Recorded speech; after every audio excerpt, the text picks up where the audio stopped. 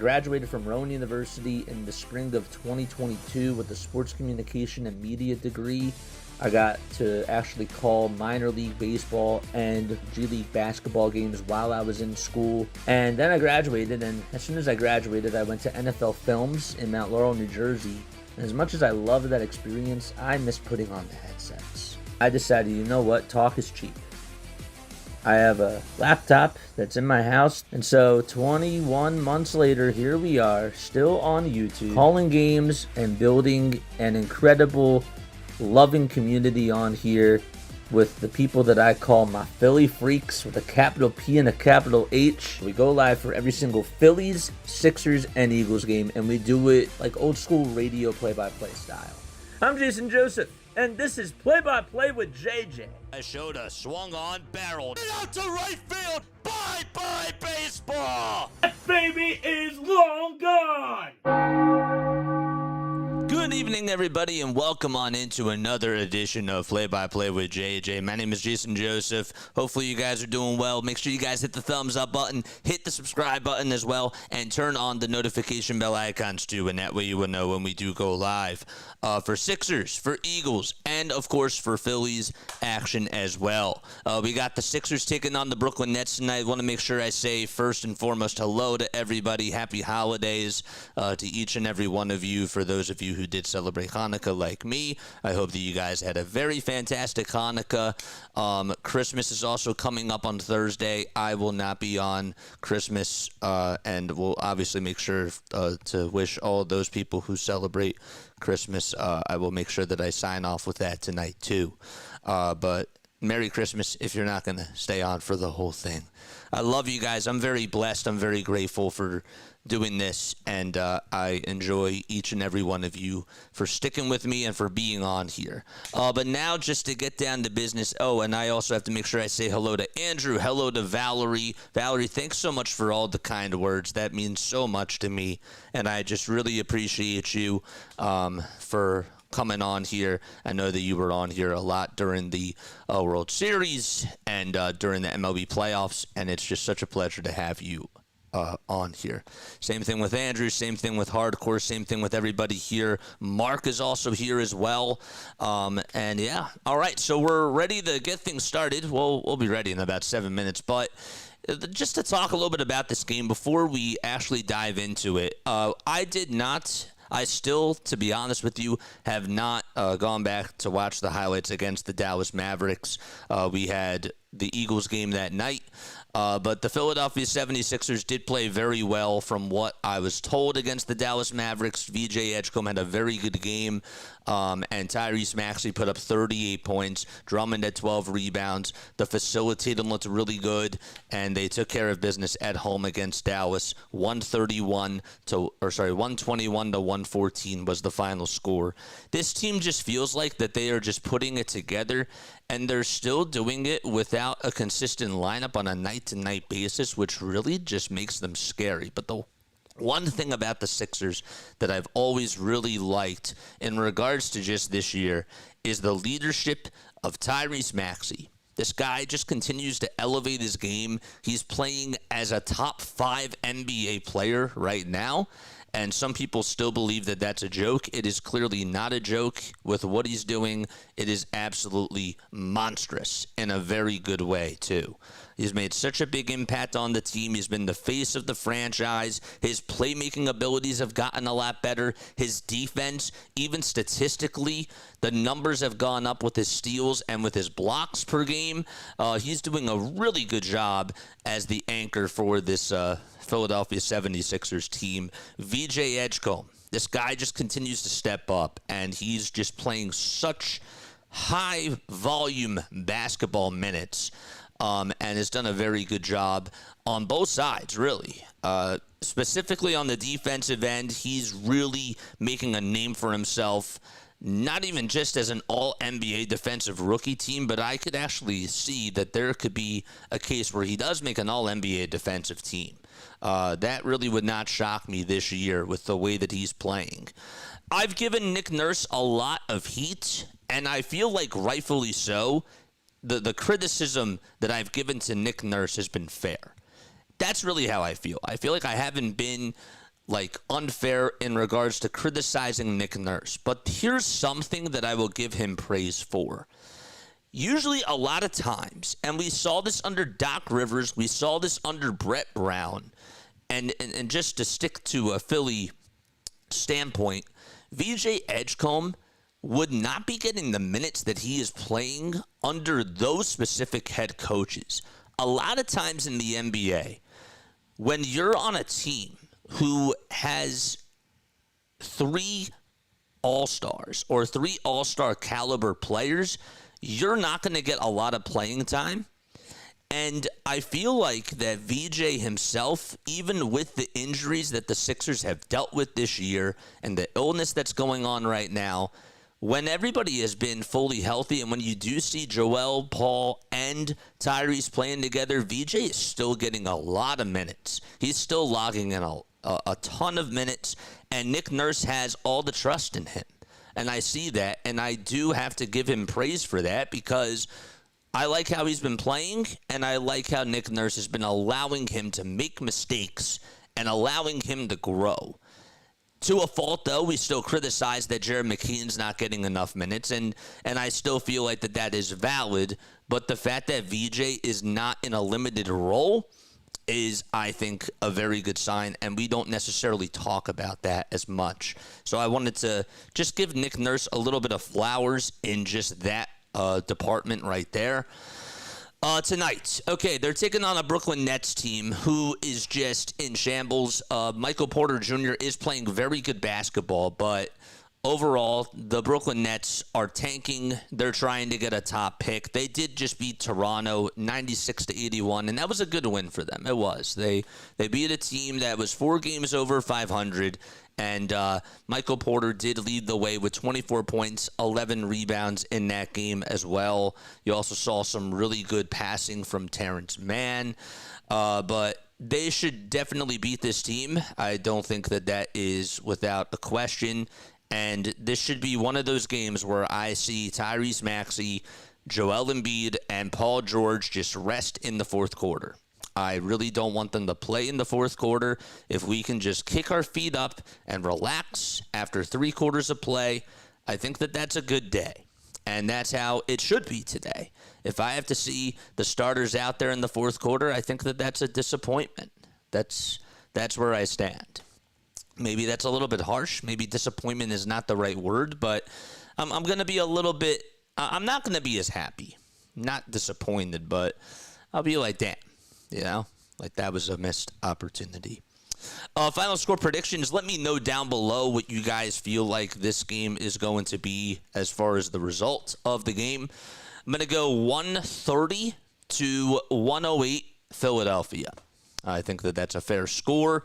You're going to see a lot of high-powered offense. The Sixers should do a very good job out in transition, and they should easily be able to pick the poison of the Brooklyn Nets. And I expect them to come firing out of the gates. They might be a little bit cold from 3, but they're going to definitely win out in transition. They're going to play really good on the rebound in battle. Nick Claxton is not really going to be able to do much, I believe, off of Joel Embiid. I think that Joel is going to definitely get his points, and that's going to be really tough for Claxton to deal with, and he'll get into foul trouble.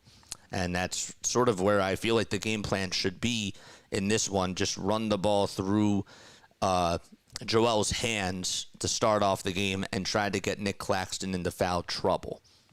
That's where I stand on tonight's game and how they should start. But we'll see how things do go.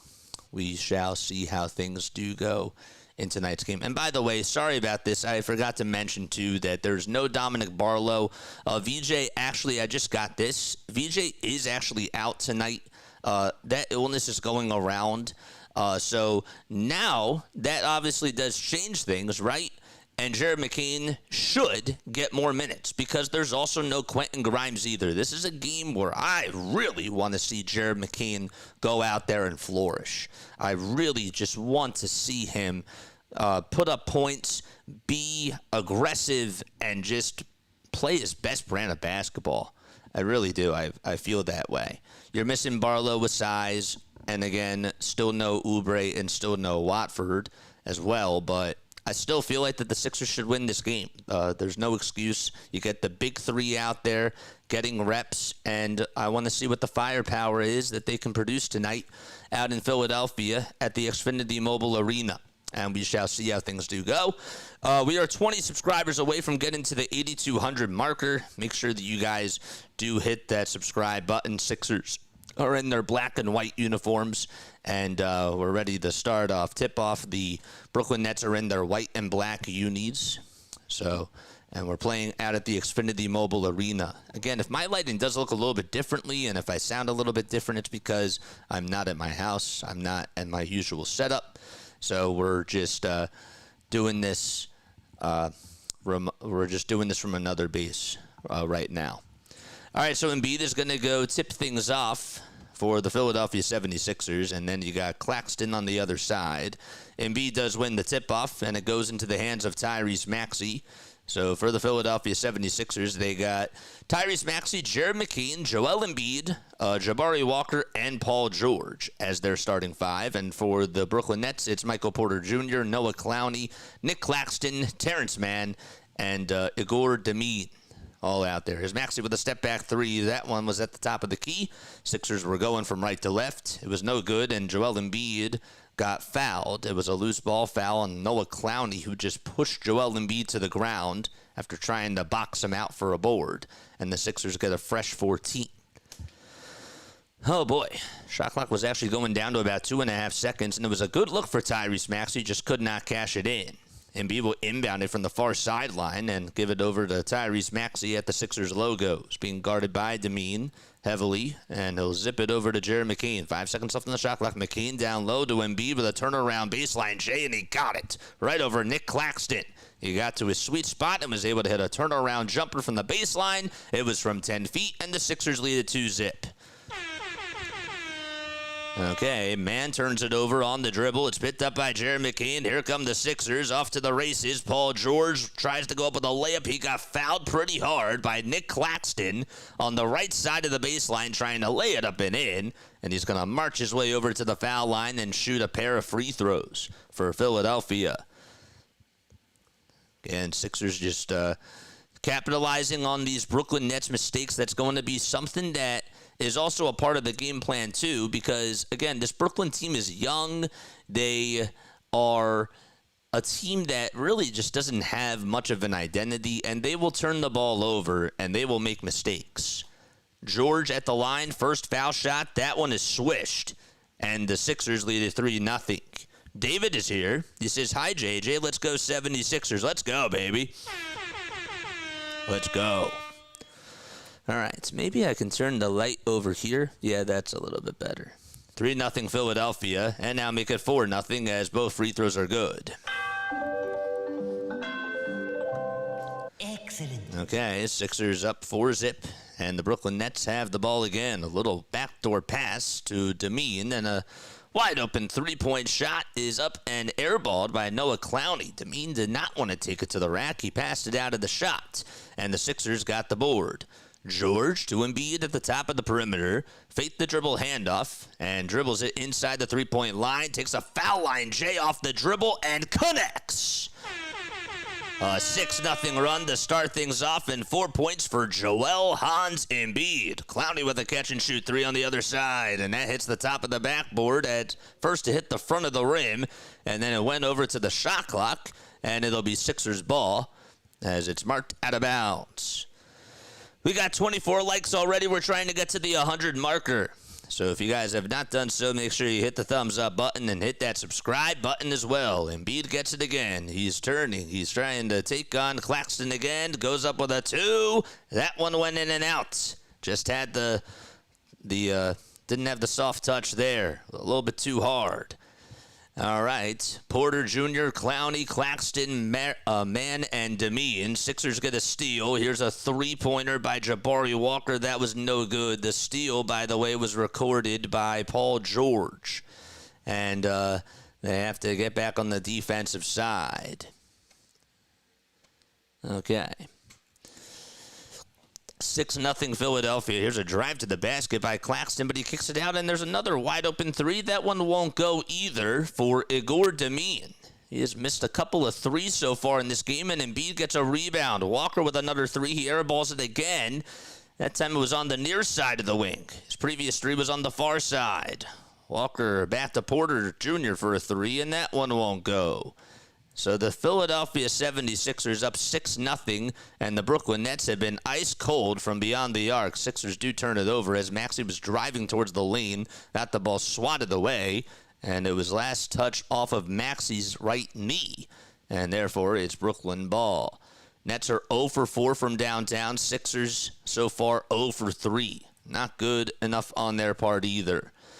Embiid trying to play defense over on the other side as Claxton tries to buzz his way down the lane, and Claxton is fouled on the right hand. Claxton tried to go into the mid-post past Joel Embiid, and he sort of trailed Joel Embiid as he tried to lay it up and in, but got him on the hand, and it was a good foul because Claxton is not the best foul shooter. 6-0 Sixers. First free throw by Claxton. It's just a little bit to the left of the rim and doesn't go back in. Dances out to the right. 6-0 Philadelphia. The starters still out there. No substitution made for either team just yet.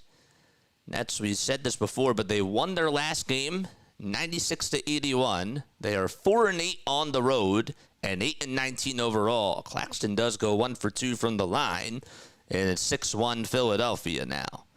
Embiid got the handoff and gives it back to George. A little shovel pass back to Embiid. And Embiid gets fouled. And I believe that they're going to call it a foul on the floor. It was a personal. Deron Sharp is going to make his way in for Nick Claxton. This guy is still young. At the age of 24 years old, averaging 7 points per game, 5.5 rebounds, and shooting 60% from the field. The 24-year-old, 6 feet 10 inches tall, 265 pounds from North Carolina. Former first-round draft pick by the Nets back in 2021. 3-team fouls for Brooklyn, just 1 for Philadelphia. Embiid got the ball down low on the block, and he lost it, and he sort of punches the Xfinity sign underneath the rim over towards the base of the net. He says he was mad at himself. And another Sixers turnover. Brooklyn has not scored a field goal within the last 3.5 minutes. Dribble handoff from Sharp down low to Mann, who hesitates and puts up a 2 over Embiid. Won't go. Offensive rebound for Brooklyn, and a kick out for another wide open 3. And Porter Jr. grabs the miss off the 3-point shot of Igor Demine again. And here's another strip by Philadelphia. They get a steal. McCain, Euro step down the lane. Left-handed finish on the left side of the baseline. 8-1. And it was actually a missed 3 before by Porter Jr. as Paul George got the rebound. And that's what led to the Jared McCain 2. On the other side, Jabari Walker fouls Michael Porter Jr. on the floor. And Brooklyn still retains possession. Nets so far 0 for 7 from the floor and 0 for 6 from deep in this one. Mann, bounce pass to the top of the key, and they give it over to the far wing as Michael Porter Jr. has some daylight. He catches, he shoots, and knocks down a tray. That's the first 3 of this game. 8-4 Sixers. Hopefully they don't go stale here. Paul George with a step back elbow J. Got it to go. And he is in the scoring department. 1 for 2 he is from the field with 4 points, 1 rebound, and 1 assist. There's a drive to the basket on the other side by Igor Demine, and he lays it up and in from about 3 feet or so. It's now 10-6. Another missed shot by Paul George at the 3, and the Brooklyn Nets have numbers on the other side. Porter Jr. catching, putting up a 3 on the near corner. Swish goes the basketball. He's starting the heat up. The former Denver Nuggets able to make it a 1-point game as the Brooklyn Nets have momentum. Sixers have Tyrese Maxey, and he's going to try to take it to the cup himself and dish it out to Jared McCain on the near corner. McCain drives it in towards the baseline. Another kick out 3 to Paul George. He puts it up, can't put it in. It went in and out. and the Nets have the rebound. Porter Jr. again getting space off the dribble, launching it and knocking it down. Michael Porter Jr. carrying and bench pressing the Brooklyn Nets, making his last 3 threes, and the Sixers are going to burn a timeout. It's 12-10 Brooklyn. We're almost halfway done the first quarter. The Nets have the lead, and the Sixers are looking to respond after the break. Oh, man, that sucks. That's too bad. 1 point is 4 minutes is classic Nets.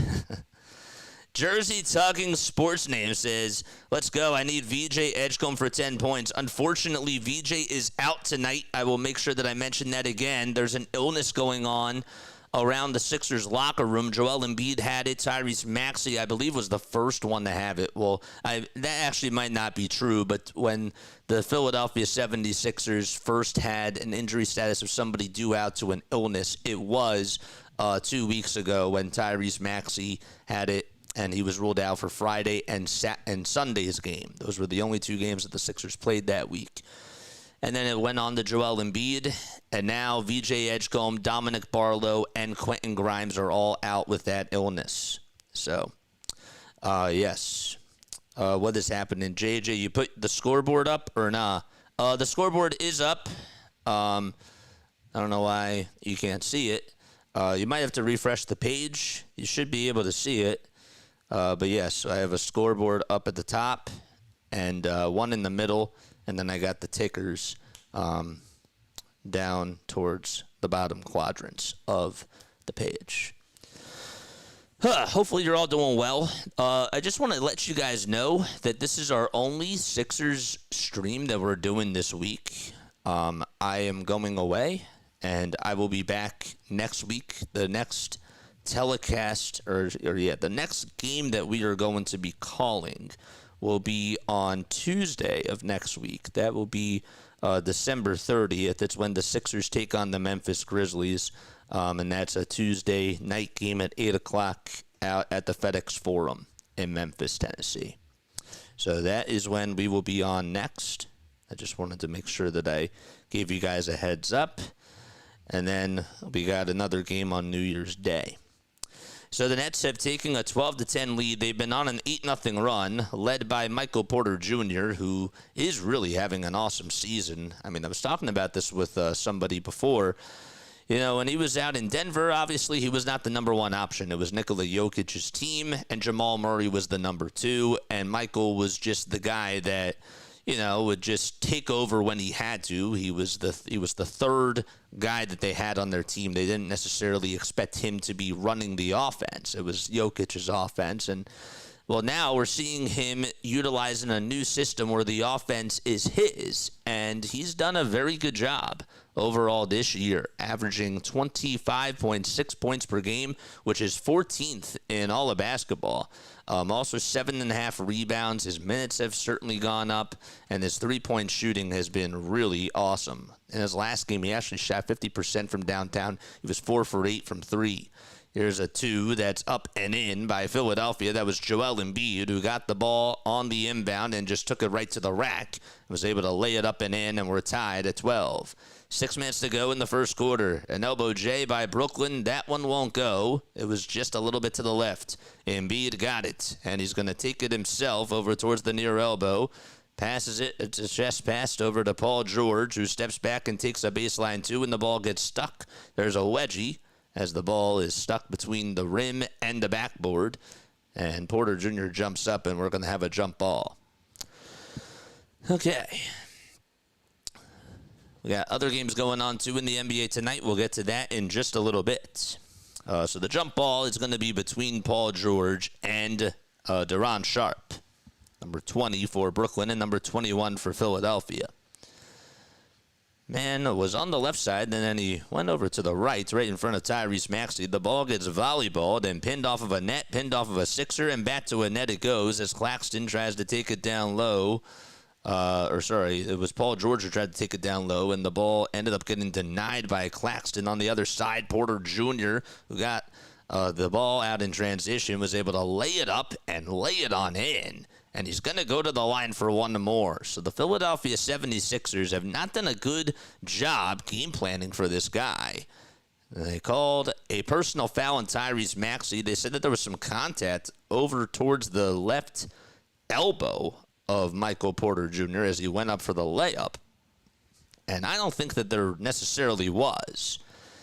5:28 to go in the first quarter, and Nick Nurse is going to challenge this. I really didn't see much contact there at all. Wasn't going to say anything, but now that Nick Nurse is challenging, I guess it's worth noting. So it's a 14-12 Brooklyn lead. Michael Porter Jr. just got an and one on a play where he might have committed 2 offensive fouls. Sixers are challenging. So they were challenging to see. I believe that they were challenging to see if whether or not Maxey fouled him, and I didn't think that that was the case. But if you do actually look at if you go back in time and you watch it, I did also notice too that he took a couple of too many steps, at least in my opinion. It looked like he took 4 steps. And that is also going to be looked at as well. But see, here's what I believe. I believe that if you're challenging one thing, it needs to be specific to the call. It's not necessarily what happened, right? So, like, if the Sixers, let's just say that they are just challenging whether or not it was a foul on Maxey, that's one thing. But if they're challenging if Michael Porter Jr. traveled, that's something else. And that's how it should be, you know? It shouldn't just be what happened on the play. It shouldn't just be the Sixers are challenging what happened over there. It should just be one or the other. But that's just my opinion on it. All right, it is 7:27 p.m. Eastern Time.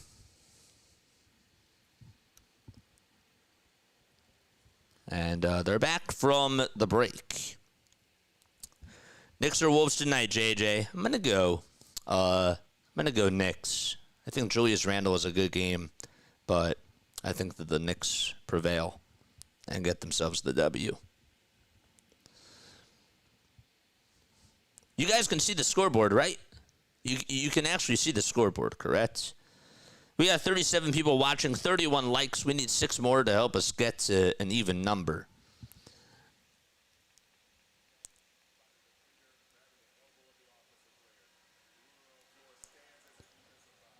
Wow, they still called a defensive foul on Tyrese Maxey. They said that because he touched the elbow of Michael Porter Jr., that was a foul. And I disagree. That, to me, is not a foul. Nick Nurse is trying to get an explanation from one of the referees. Looks like it is Ray Acosta that he's talking to. Also got Courtney Kirkland out there on the crew, and Tyler Ricks as well. Sir says I was testing you. That's what I like to hear. W Knicks. Yes, sir. So many games on tonight. Sixers, Flyers, college bowl games. Yep. It's a good time to be a sports fan. Here's a 3 on the other side by Brooklyn, and that's good. That was, the and one, was by Michael Porter Jr. to make it 15-12. They erased it. They said it was still 12-12, but then they added the 2 points, and, of course, the and one was good. Embiid with a step-back elbow. Jay got it. I got to tell you, Joel Embiid in this game so far, certainly getting it going on the offensive side. 8 points, 4 for 5 from the field, 3 rebounds in this game, too. Philadelphia does trail by 1. Sharp with a handoff back over to Claxton, and he drives it over to the baseline, and he puts it up and puts it on in. Sorry, that was Noah Clowney. My mistake. 17-14 Brooklyn. They lead it by 3.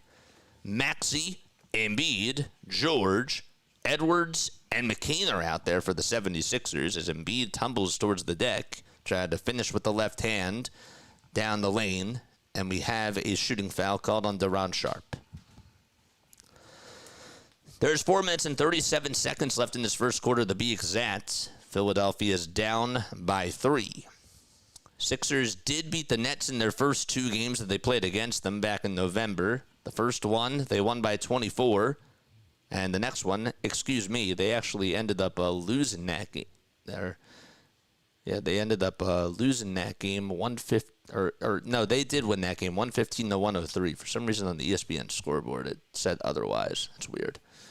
They had it going from right to left on the second one. That's odd. First free throw by Joel is good. Zaire Williams will enter on in for Igor Demian, and Nolan Traore is going to step in for Terrence Mann. Embiid with his second free throw coming on up as he takes a couple of dribbles. Here's the foul shot, and it's money. 10 points for number 21. Excellent. Philadelphia down by 1, 17-16. Brooklyn in the driver's seat right now. Sixers got off to a very hot start, and then Michael Porter Jr. had other words for Brooklyn, and he led them on an 11-2 run. And speaking of Porter Jr., he just rose to the occasion, driving down towards the lane and going down hard, flying in the air, making it 19-16. Porter has scored 14 points, and the rest of the Nets have only put up 5. It's just been him versus the Sixers all by himself. McCain pulls up from 10 feet, can't knock it down. Deron Sharp catches the rebound, and Nolan Traore, who drives it down low, throws it out away from the shot, and the ball gets turned over as Michael Porter Jr., who tried to catch it, stepped out of bounds towards the far sideline. And it'll be Philadelphia ball with exactly 3:56 to go. He actually, fouled Justin Edwards before he was out of bounds. And that's what the call was. It was a turnover, yes. But Michael is charged with a foul, and Edwards is going to go to the line as we walk the floor because the Sixers are in the bonus. Brooklyn is at the foul limit. Philadelphia's at the foul limit. First foul shot by Edwards. That one's good. Eric Gordon will step in for Paul George. Sixers want to try to get Eric Gordon going. Edwards will go to the line for one more. Danny Wolf, who did a good job against the Sixers in his last game, is going to step in for Noah Clowney. Free throw number 2 by Edwards. That one is good as gold. And Philadelphia down by 1. Excellent. 19-18 Brooklyn. 15 seconds left on the shot clock. Wolf at the top of the key, handing it off to Michael Porter Jr., who drives it down low, tries to lob it up inside, and a turnaround floater by Deron Sharp is no good. From underneath the basket, Sixers get the rebound. They have numbers. Jared McCain goes up with a 2 with a floater and can't get it, but he's fouled hard by Danny Wolf. Slapped him right on the wrist. And it'll be Jared McCain who goes to the line for a pair of free throws to try to not only tie the game, but give the Philadelphia 76ers the lead. Overall, the Philadelphia 76ers just have not done a good job on the defensive side in this first quarter. I know that they've only allowed 19 points to Brooklyn, but Brooklyn has seemed to just make some careless mistakes. It just looks like from the eye test, you saw just a bad foul by Michael Porter Jr. You saw some plays where Brooklyn got a little bit sloppy and they just knocked it off their own shoes, off the dribble, and just careless mistakes. And Brooklyn also was a little bit cold from 3. McCain does make both free throws, and we're going to ride the seesaw. 20-19 Philadelphia. Excellent. Wolf on a drive to the basket, can't lay it up and in. The tip back, though, is up and in by Deron Sharp. He was there for the follow-through, and it went down the hatch. 21-20, Brooklyn up by 1 still. Maxey at the Sixers logo, takes it to the left side of the wing, crosses over, bounce pass over to Eric Gordon on the far wing. Gordon takes it down Broadway, lays it up with the left hand, underhand. That scoop is good by Eric Gordon, thanks to a nice pass by Tyrese Maxey. And Maxey does get his first assist of the game. Still no points for Tyrese. That's a little bit of a rarity at this point of the first quarter. They'll swing it back outside. Brooklyn, that is, and another turnover by the Nets. It was Nolan Traore who got the handoff from Michael Porter Jr., and he took way too many steps and was sort of caught in a trance. As soon as he took 2 steps, he forgot and said, well, now I can't really start my dribble, as he slid on the 3rd step. Can't do that. Maxey gets the inbound pass for the Philadelphia 76ers. It was by Paul George. Maxey gets it back. A couple of dribble handoffs. McCain driving and now stepping back. Going up on the foul line. Jay, too strong. And it goes out at the last second. 22-21 Sixers have the lead right now.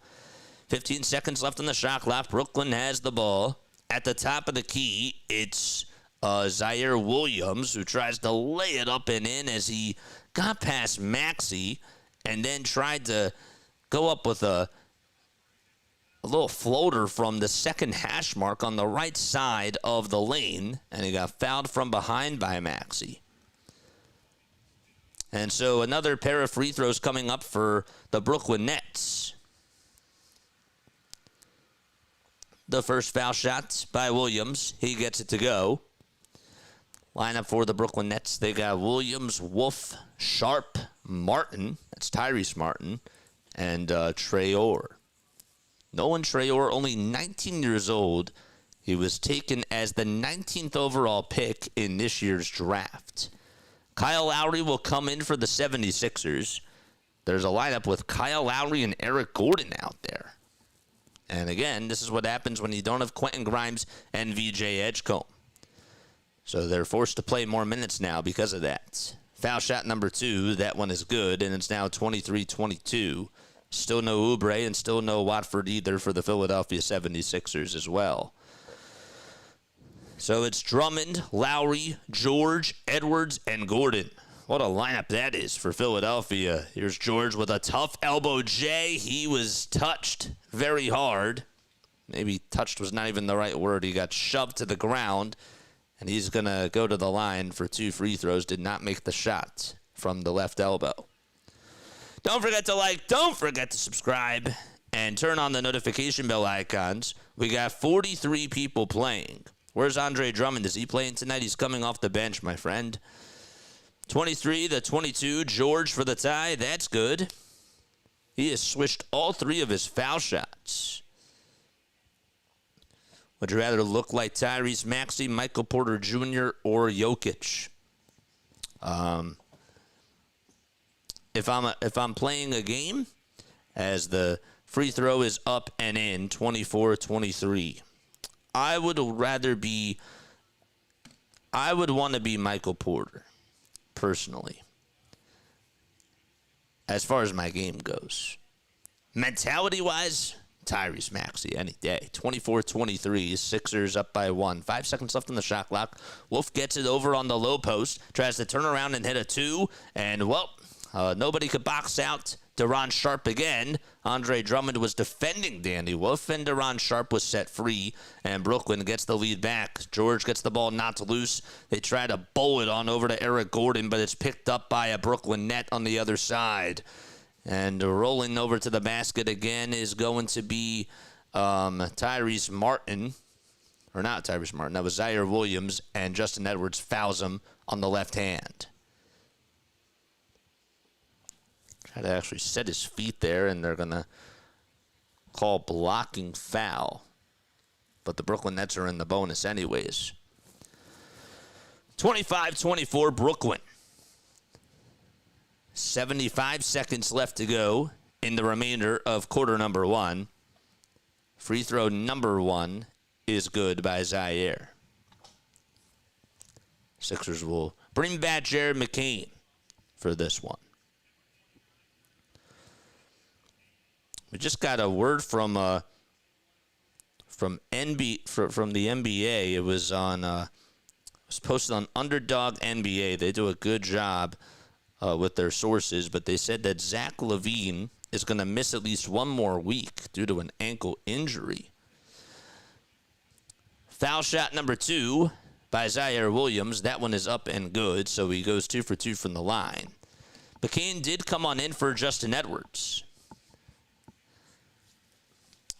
27-24, Sixers offense has not been the best, but hopefully they can do a better job. No, not that time, as Paul George got the ball knocked out of his hands, and then it just went off of his right foot and it went towards the Sixers baseline, and that's going to result in a turnover again for the 76ers.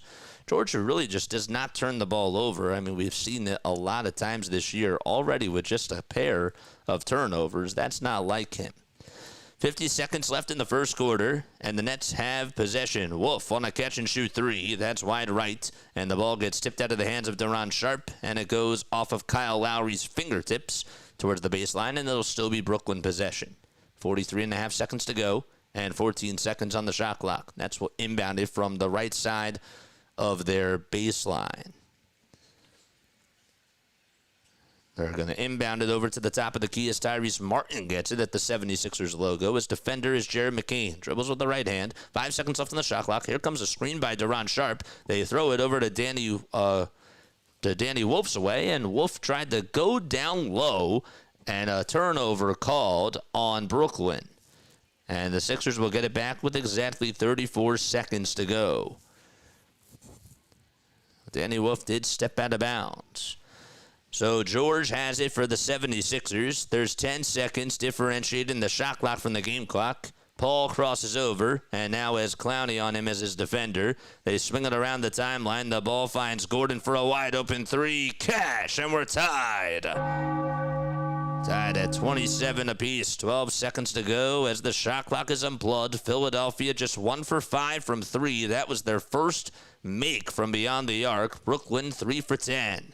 Here's Tyrese Martin going up with a 2. That's blocked on the other side by Jared McCain, and a three-quarters court shot is no good. And we're going to go into quarter number 2, all tied up at 27 apiece. All right, so we'll be back in just a little bit. Philadelphia and Brooklyn all knotted up, and we'll take a quick step aside. Don't go anywhere. Be right back.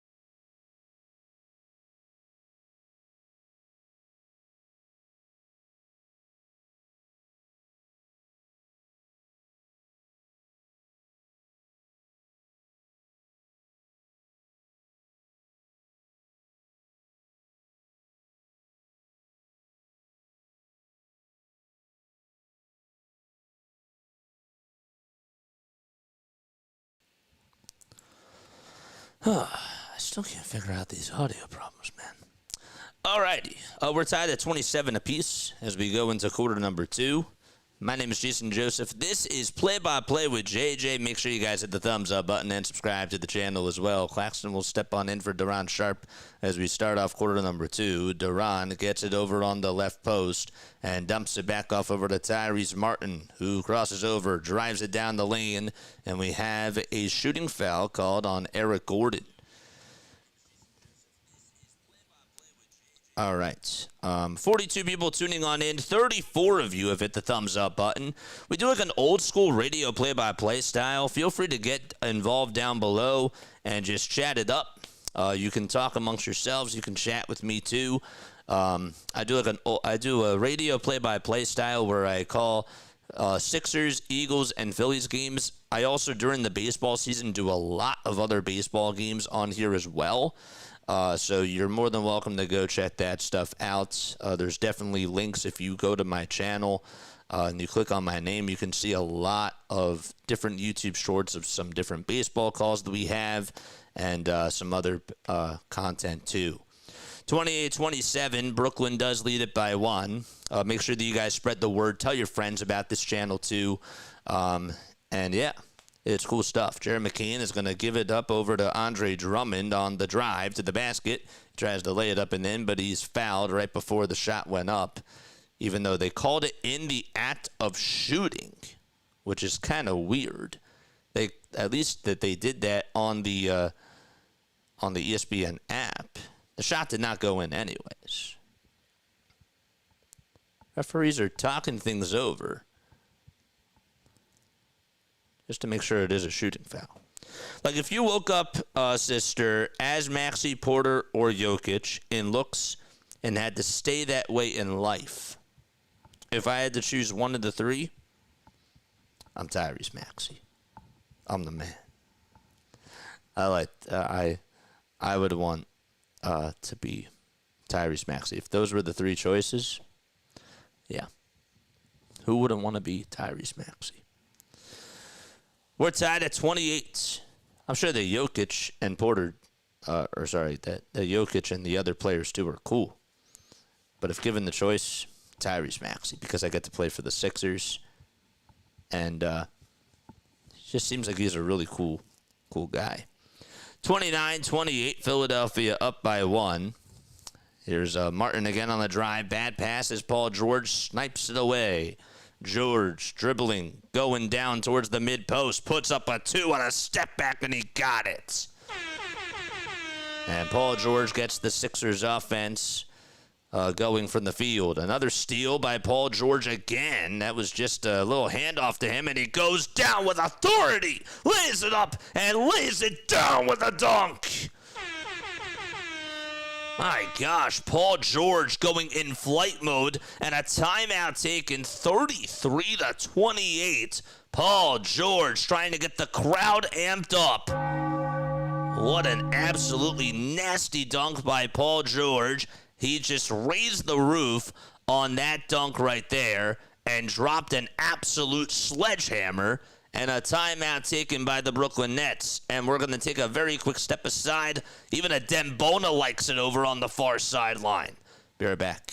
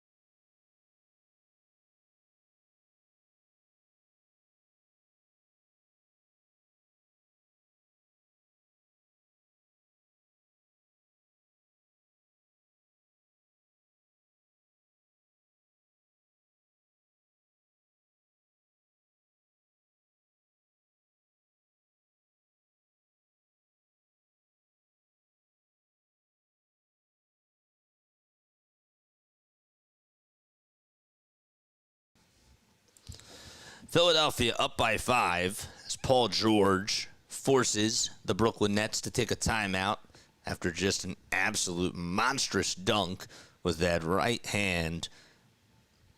Just taking it off in flight mode and getting the Sixers bench on their feet. 33-31, Philadelphia up in this game. Back-to-back steals, too, by Paul George, and give him 10 points.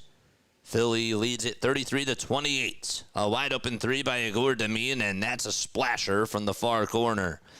33-31 now is the score. Sixers have got to close out. Can't forget about him. Igor Demin, even though he's been struggling in this game, you don't want to give him any sort of space. He's a very good three-point shooter.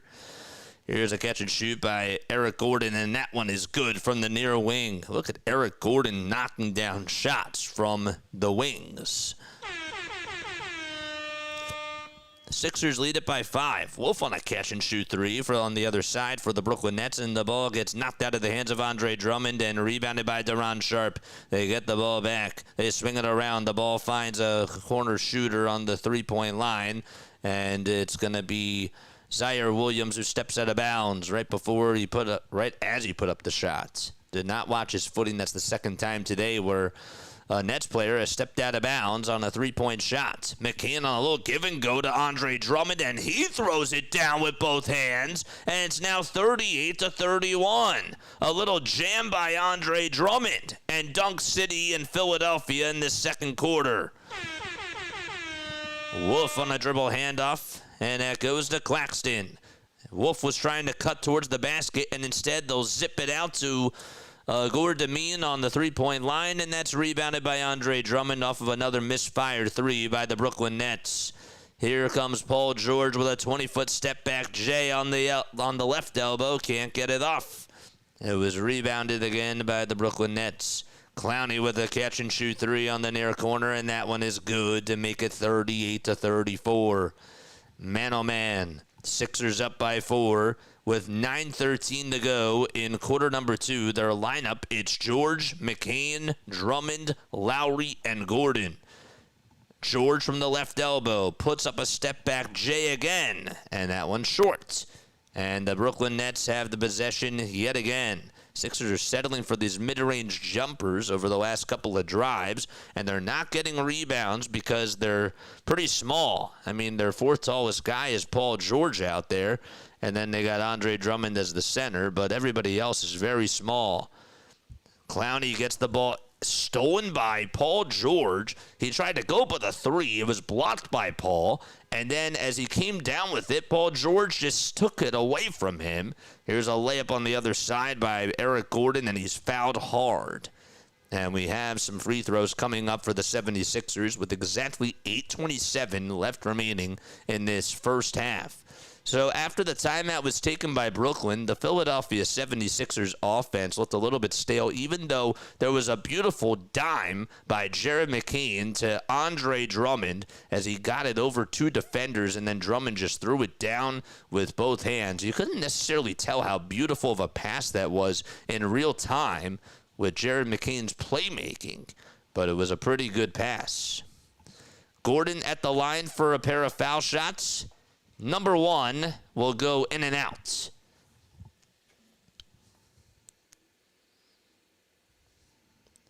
Eight points for Gordon in this one so far. And we have a plethora of substitutions coming in for the Philadelphia 76ers and the Nets, including Justin Edwards and Tyrese Maxey. Edwards steps in for Paul George. Tyrese Maxey in for the Philadelphia 76ers for Kyle Lowry. And that's Terrence Mann for Brooklyn and Michael Porter Jr., who will enter in for Danny Wolf and Zaire Williams. Foul shot number 2. That one is good, and Eric Gordon goes 1 for 2 from the line.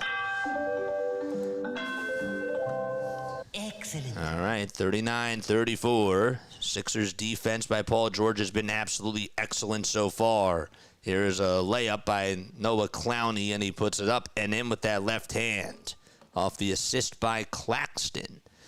39-36. McCain dribbling with the right hand, maneuvers towards the right side of the elbow at the perimeter, and now drives it down low, kicks it back out to Gordon, who goes down Broadway with a left-handed layup. No offensive rebound by Andre Drummond, the former Brooklyn Net, and it gets stolen away as Clowney gets it over to the other side. Clowney putting up a three again, and we are now tied at 39 apiece. Noah Clowney stepping up big, knocking down 3 of 4 shots from the field, including 2 from beyond the arc. Only has 1 assist, though, or sorry, 1 rebound, that is. We're tied at 39 apiece. Maxey back to Gordon for a catch-and-shoot 3, and that's short from the far wing. Probably should have taken it from the near wing. He's 2 for 2 from there. Just kidding.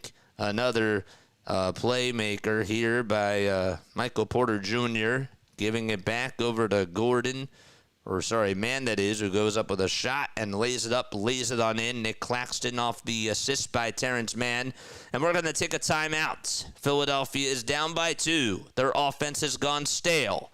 And defensively, well, hasn't been as good either. 41-39, Brooklyn has the lead, and we'll step aside again.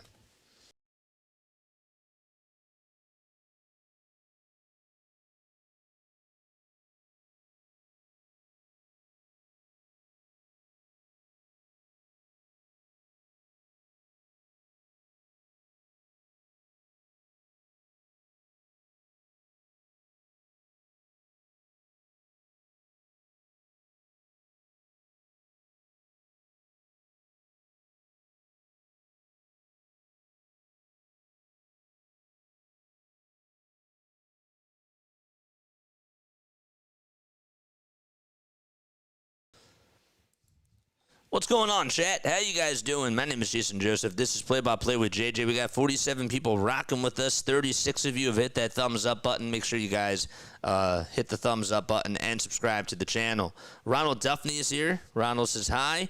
Marshawn says, how's JoJo looking so far? Offensively, he's looking good. I will tell you this. Tyrese Maxey only has 1 field goal attempt, guys. That's it. I wanted the Philadelphia 76ers to go to Joel and try to get Claxton into foul trouble and see Joel be aggressive.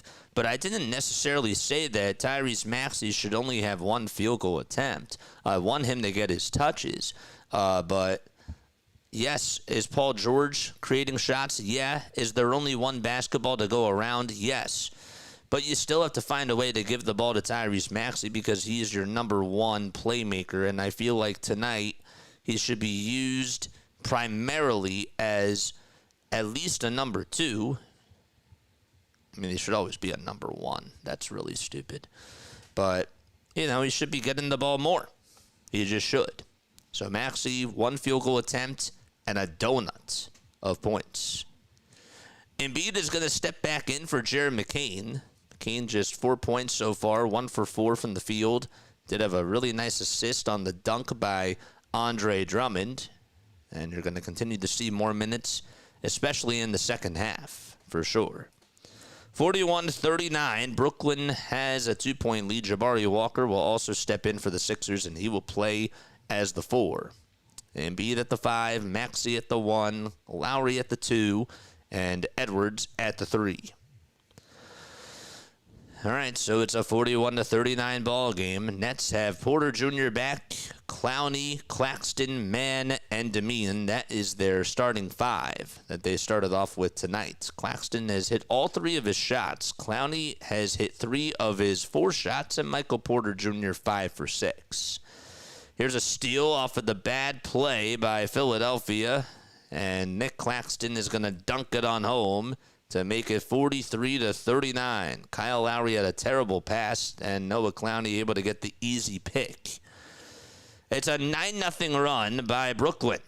And the Sixers looking to break that as Embiid goes up at the foul line. Jay, that's no good. Jabari Walker, offensive rebound, boxing out Michael Porter Jr. and laying it up and in with the soft touch.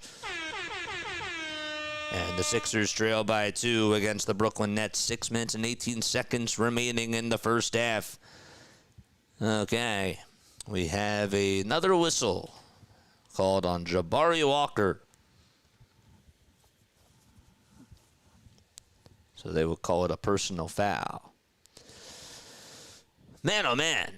Chicago taking on Atlanta today. Also got the Washington Wizards playing against the Charlotte Hornets. The Knicks play against the Minnesota Timberwolves at 8 o'clock. That should be a good game. 6:11 to go in quarter number 2. Hopefully you guys are doing well. Make sure you hit the thumbs up button and hit that subscribe button too. A little inbound pass that goes to Porter Jr. And he dumps it off. Gets it back at the foul line, takes 2 steps backwards and puts up a shot and can't hit the mid-range. Rebounded by Tyrese Maxey, trying to go coast to coast. Can't lay it up and in. Just a little bit too hard, and he angled it wrong. On the other side, trying to show him how it's done, is Claxton, and he gets the soft touch. So Claxton, who got the rebound, said, I'm going to go to the cup, and I'm going to lay it up and in, and he does. And he also gets called for a technical foul. He, I guess, threw the ball down hard, and the refs did not like that. That was sort of a frustration play.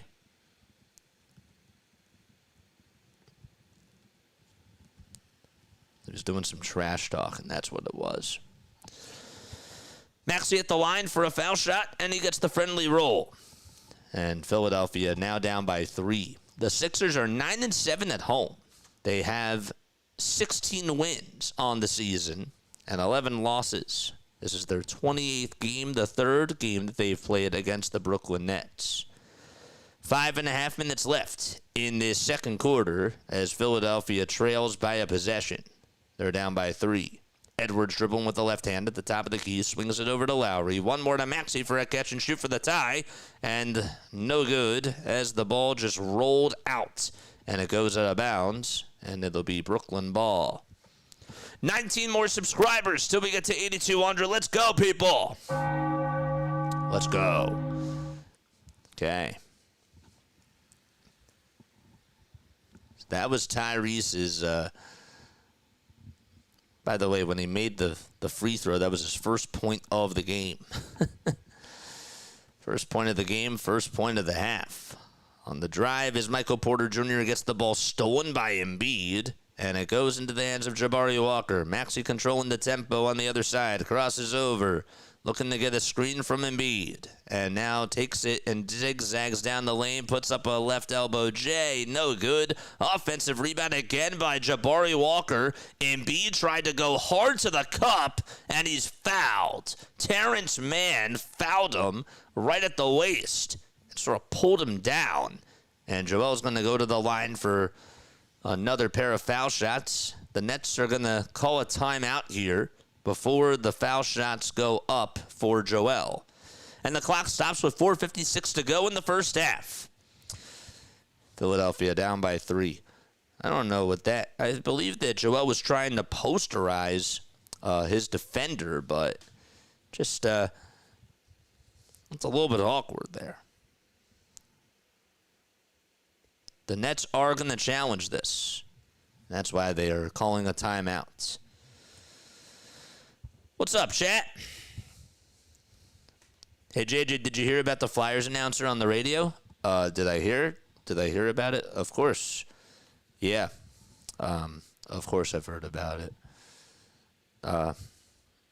Look, you got to be careful when you're on the mic and when you're doing something for another company. You gotta be careful with what you say, and when someone's not doing their job and something like that gets posted, you know, even if it's a joke or whatever, you know, that was I feel, but that's just how the business goes.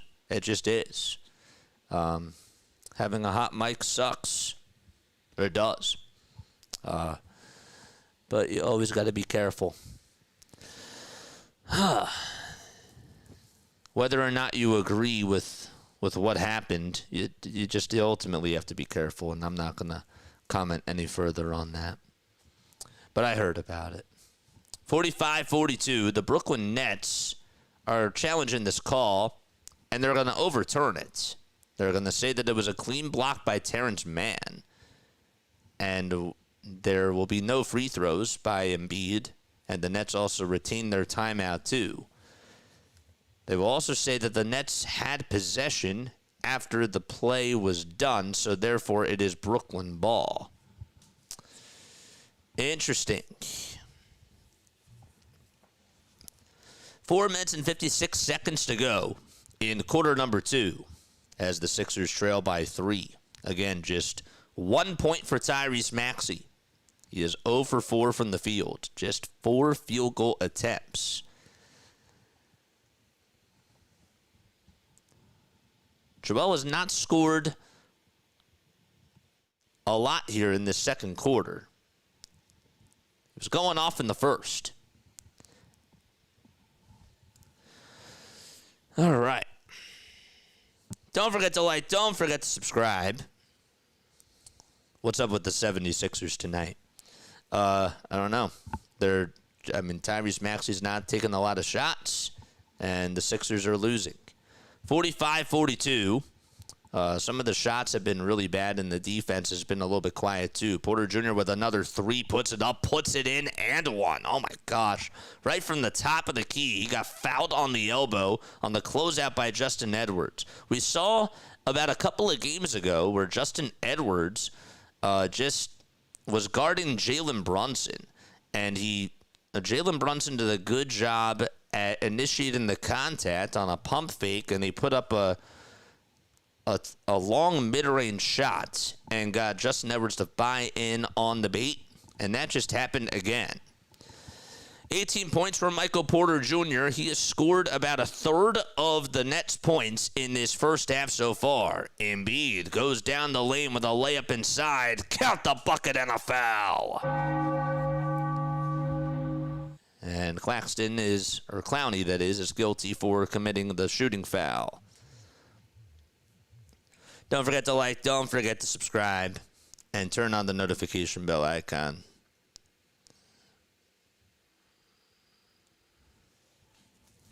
Yeah, I'm not going to comment any further about that, Kevin. 49-44, foul shot by Embiid off the end one is no good, but that's tough. That's really tough. It's a 5-point deficit for the Philadelphia 76ers. 4 minutes and 22 seconds to go. Here's a three-pointer that's up, and that's no good. Hit off the front of the rim. Kyle Lowry got the rebound for the Philadelphia 76ers. Maxey gets some space, puts up a 3, and that one's off again. Just not his shooting night. And as Jabari Walker tried to get an offensive rebound, he stepped out of bounds with that left foot on the baseline. He did box out Claxton, but the problem was that he was out of bounds anyways. 4 minutes to go in the second quarter. The Sixers have been a little bit sloppy here. 17 points to say the least, and they've given up 22. 4 minutes to go in the second quarter, and the Nets really haven't particularly played well. Clowney got the little drop-off pass from Terrence Mann, and we have another foul called on Jabari Walker for getting Clowney on the left wrist. Or Claxton, that is. I just feeling about this game so far. This has been like a bland game, really. 49-44, foul shot number 1 by Brooklyn, and that one is good.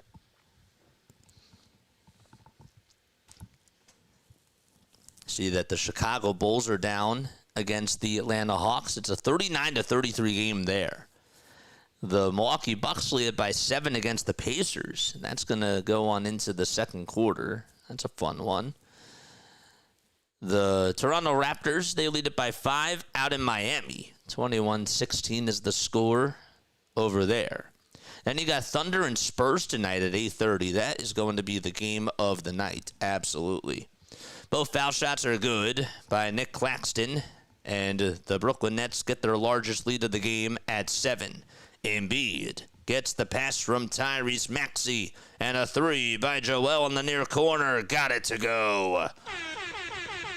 Sixers down by 4. Tyrese Maxey saying, you know what, it's not my night shooting-wise, and I'm going to just give the ball to the big fella. And he ends up knocking down a tray from the near corner.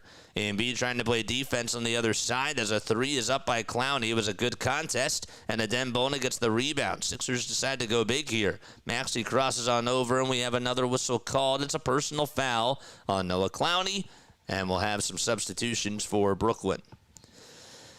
3 minutes and 15 seconds left to go in this first half. Brooklyn is in the bonus, so the Sixers are not able to foul. It'll result in extra free throws. 18 more subs. Let's go. Sixers Adam. That was not Sixers Adam. Aiden Doc. I just watched Embiid come off of a ball screen, catch a swing pass, and splash an above the break three. We saw the same thing, my friend. 51-47. As Maxey gets the inbound pass at the Xfinity Mobile Arena sign. Now takes it over to the logo. And now to the left side of the Toyota sign. Dribble handoff to Embiid. And Embiid finds Maxey rolling to the basket. And he can't lay it up and in again. It was denied by Deron Sharp. And Michael Porter Jr. got the rebound. He puts up a three out in transition. And knocks down another one. The Philadelphia 76ers are just not able to guard this guy. He's just making everything count. It's 54-47 now, and I don't know if that's still going to be the case because there may have been a chance that his right foot was on that line. Maxey to Embiid, rolling to the basket, and he tries to lay it up and in, and he's fouled hard. He hit the deck, and Deron Sharp is guilty for committing another foul. Joel with 15, 3, and 0 in this game so far. 15 and 3. 15 points, 3 rebounds. And not one single dime. Claxton is over on the bench right now. 2 minutes and 32 seconds left to go in the second quarter. Jared McCain looking to come back in. He's at the scorer's table. And Embiid, who knocks down the first foul shot, will say, come on in, Jared McCain. Paul George will also sub back in for Kyle Lowry, so the Sixers are going with their closing lineup right now. It's George, Embiid, Maxey, McCain, and Bona now in for the 76ers. They still have their big lineup out there. Foul shot number 2, good. Excellent. Embiid leading the way with 17 points for the Philadelphia 76ers.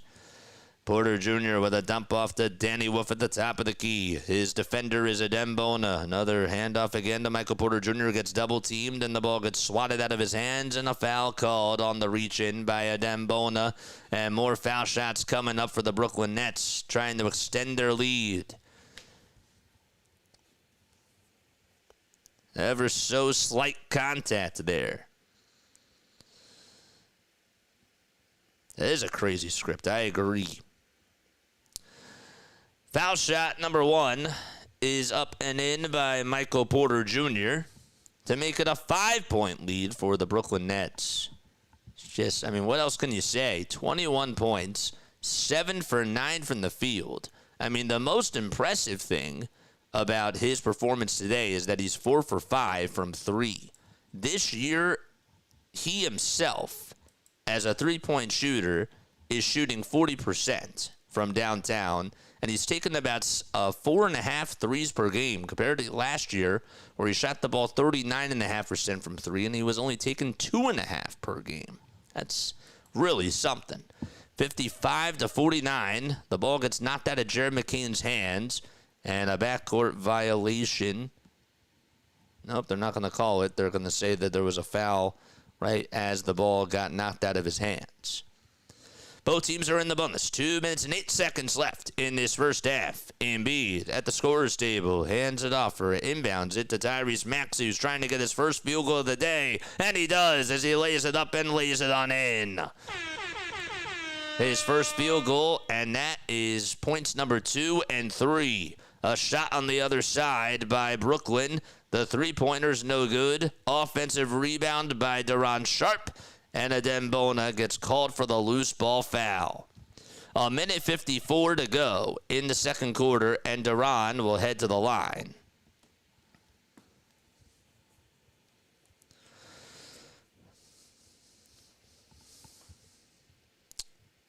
Good day, JJ. What's going on? What's up, Scott? What's up, chat? 56-51, Brooklyn up by 5 with less than 2 minutes to go in this first half. Duran at the charity stripe, 5.6 rebounds, 4 assists in this game for him in particular. And his second foul shot is good to extend the lead back to 6.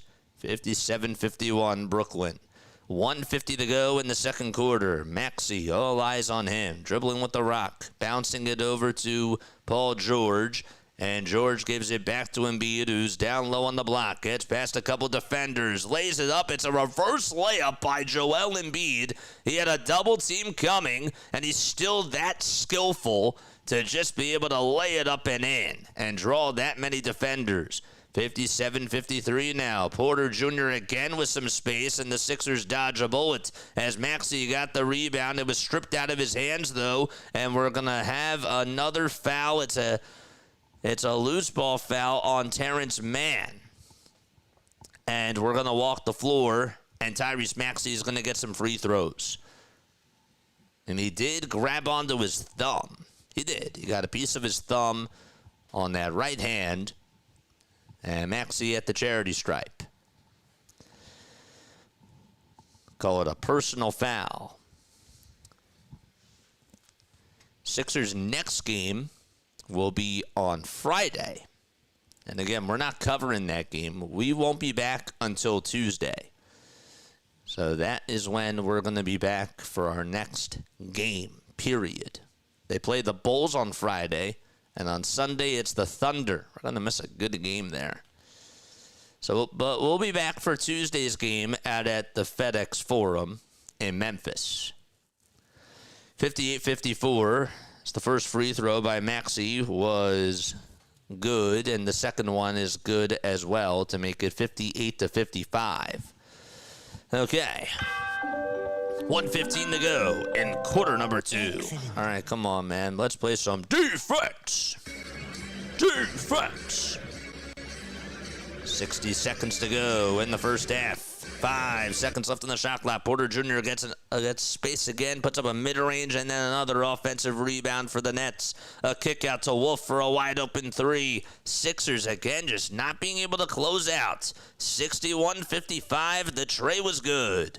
Maxey at the top of the key, finding Embiid again on the middle post.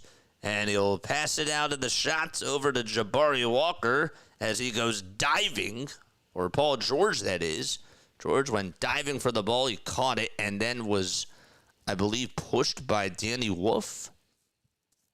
39.5 seconds left to go in this second quarter. Tried to dive for the ball. Yeah, he got hit pretty hard. That is a foul.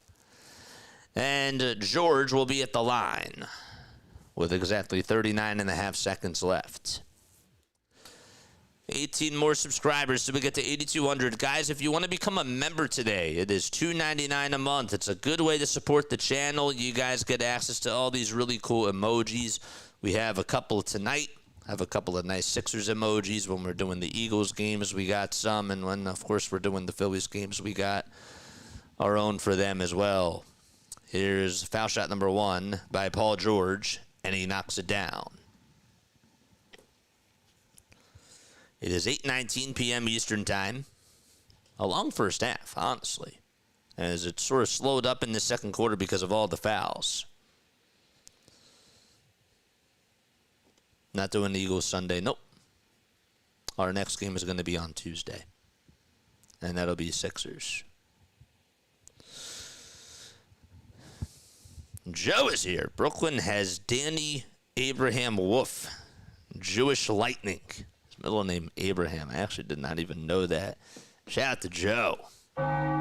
George at the line. Second foul shot. That's good. So PG able to hit both free throws. Excellent. Wolf at the top of the left wing and finding some help, trying to give it up down low to Michael Porter Jr. as he lays it up, lays it in, and he's fouled by Paul George. George was trailing right behind him. Some sneaky speed by Michael Porter Jr. off the little pick and roll. And Porter will head to the line for another and one opportunity. Just continuing to dominate, not even just shooting the three, but driving the ball. This is what they expected Michael Porter Jr. when he was ranked as the top player out of high school, right before he was drafted. 63-57 is the score as the Brooklyn Nets are up by 6. And then it was just injuries that just sort of got a hold of him. And then the Denver Nuggets, of course, took him in the draft a little bit later in the first round. And the and one by Porter, no good. And George gets the rebound, and they try to throw it over to Tyrese Maxey, and some miscommunication on Paul George. Man. So George threw it out of bounds. Nick Nurse is not happy because they think that the Nets got a hand on the ball. 20.5 seconds to go in this second quarter. And Brooklyn gets a fresh 24 off the turnover. Let's see again. I mean, it was slapped out of his hands. It did not look like a foul to me at all. I thought George passed it at first, but you couldn't necessarily see from the angle that they were showing us. So my mistake, it was swatted out of his hands. All right, so here's the inbound pass to Danny Wolf at the Toyota sign. And he's just going to settle for the last shot here. Wolf at the far wing, swings it to Porter Jr. He is double-teamed. He puts up a long three and airballs it with the shot clock winding down to 0. Sixers get the ball back with 4.4 seconds left to go. So they're going to go down trailing into halftime. The question is, are they going to trail by 6 points or less? Actually, they were going to inbound the pass with Jared McKeon, and then the referee says, no, you got to stand right over to about a couple of feet to the left side. McKeon inbounds it over to Embiid. Embiid to McKeon. McKeon at the buzzer for a three on the near wing. Won't go, and that's going to wrap up the first half. The Philadelphia 76ers, well, they were more so cold, to put it lightly, in that second quarter. They're down by 6. Their defense certainly had its breakdowns, and they have to make adjustments as they go into the locker room, and we'll see what Nick Nurse dials up for the second half. But they trail 63-57. I'm going to take just a quick step off. Don't go anywhere. We'll be right back in less than 60 seconds.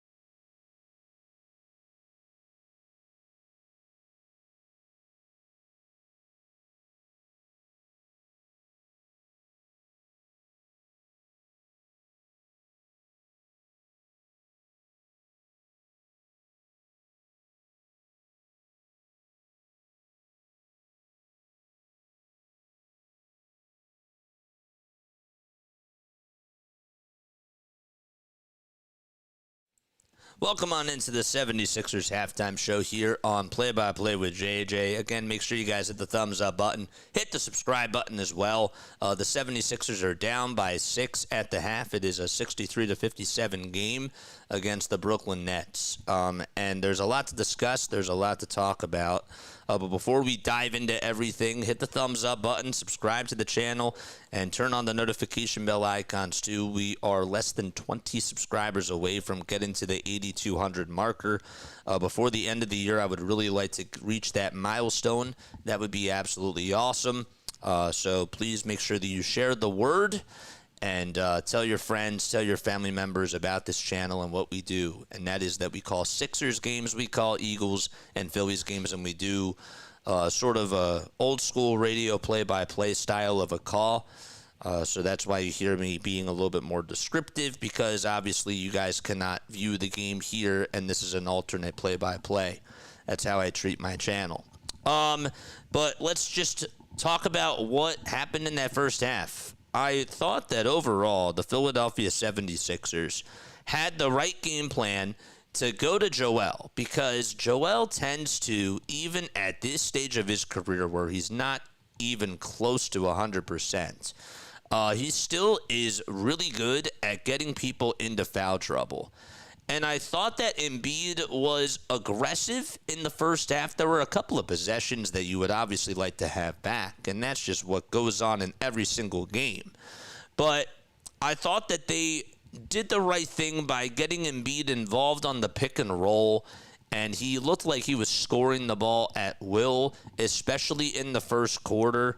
And they started off hot. They did. They were making their shots. They had a couple of really nice splashes in there. And the momentum changed as soon as they left Michael Porter Jr. wide open. Now, Michael has been really good this year, specifically creating his own shots and giving himself separation. You're seeing more so step backs from him rather than just straight up threes. And he's also facilitating more. The ball is going through him. This is his offense. And he has played at a very high level in 18 minutes of tonight's game. And there's a big reason why he's one of the top 15 best scorers in the NBA. He's been playing really well. And specifically in this game, I feel like that the 76ers have left him a little bit of space from three. There was a time in that second half, or the second quarter, where they finally double teamed him and he airballed a shot. It was out of desperation, but now's the time where you're going to have to start doing that a little bit more to Michael, because he's making everything. This guy has almost half of their points. Their second leading scorer is Nick Claxton, who is just very efficient down low on the block. The turnovers were bad, but I was really just more so not happy with how the defense as a team was doing, because they were not closing out on the shooters and they did a bad job rotating. Now, why is that? Part of the problem, and I hate to make this excuse, but when you are missing Quentin Grimes, when you are missing VJ Edgecombe specifically, who is, at least statistically speaking, you can make the argument that he's their second best defensive player. That changes things. And they're still without Kelly Oubre, who is one of their more athletic wings, versatile, and also Trendon Watford. Like, that does change things for sure. Kyle Lowry and Eric Gordon are now forced to play. You're also supposed to give Jared McCain more playing time, and McCain just naturally is not a good defensive player. I know he has 2 steals in this game, but you can see that he is just getting beaten up out there. So that is part of the problem, and that's part of the reason why the Sixers are struggling defensively, because they're missing some of those key players that they're used to having. And there's also no Dominic Barlow either. So when you really think about it, it makes sense. It does. It makes sense that they're struggling, rotating, and closing out. And even when it comes to boxing out, Dominic Barlow, one of their best guys who can box out, is not available. I feel like that the Sixers are missing him. They're missing all of those guys, and that's a big factor as to why they're down in this game. The other thing, though, about that is that while that is a factor, the Sixers do need to clean up the transition game.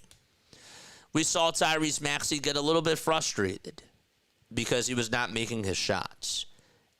And what I like about Tyrese Maxey is that when he is in this killer mode, when he's in that go attack mode, he might not have a good shooting night, but he still plays hard on the defensive side.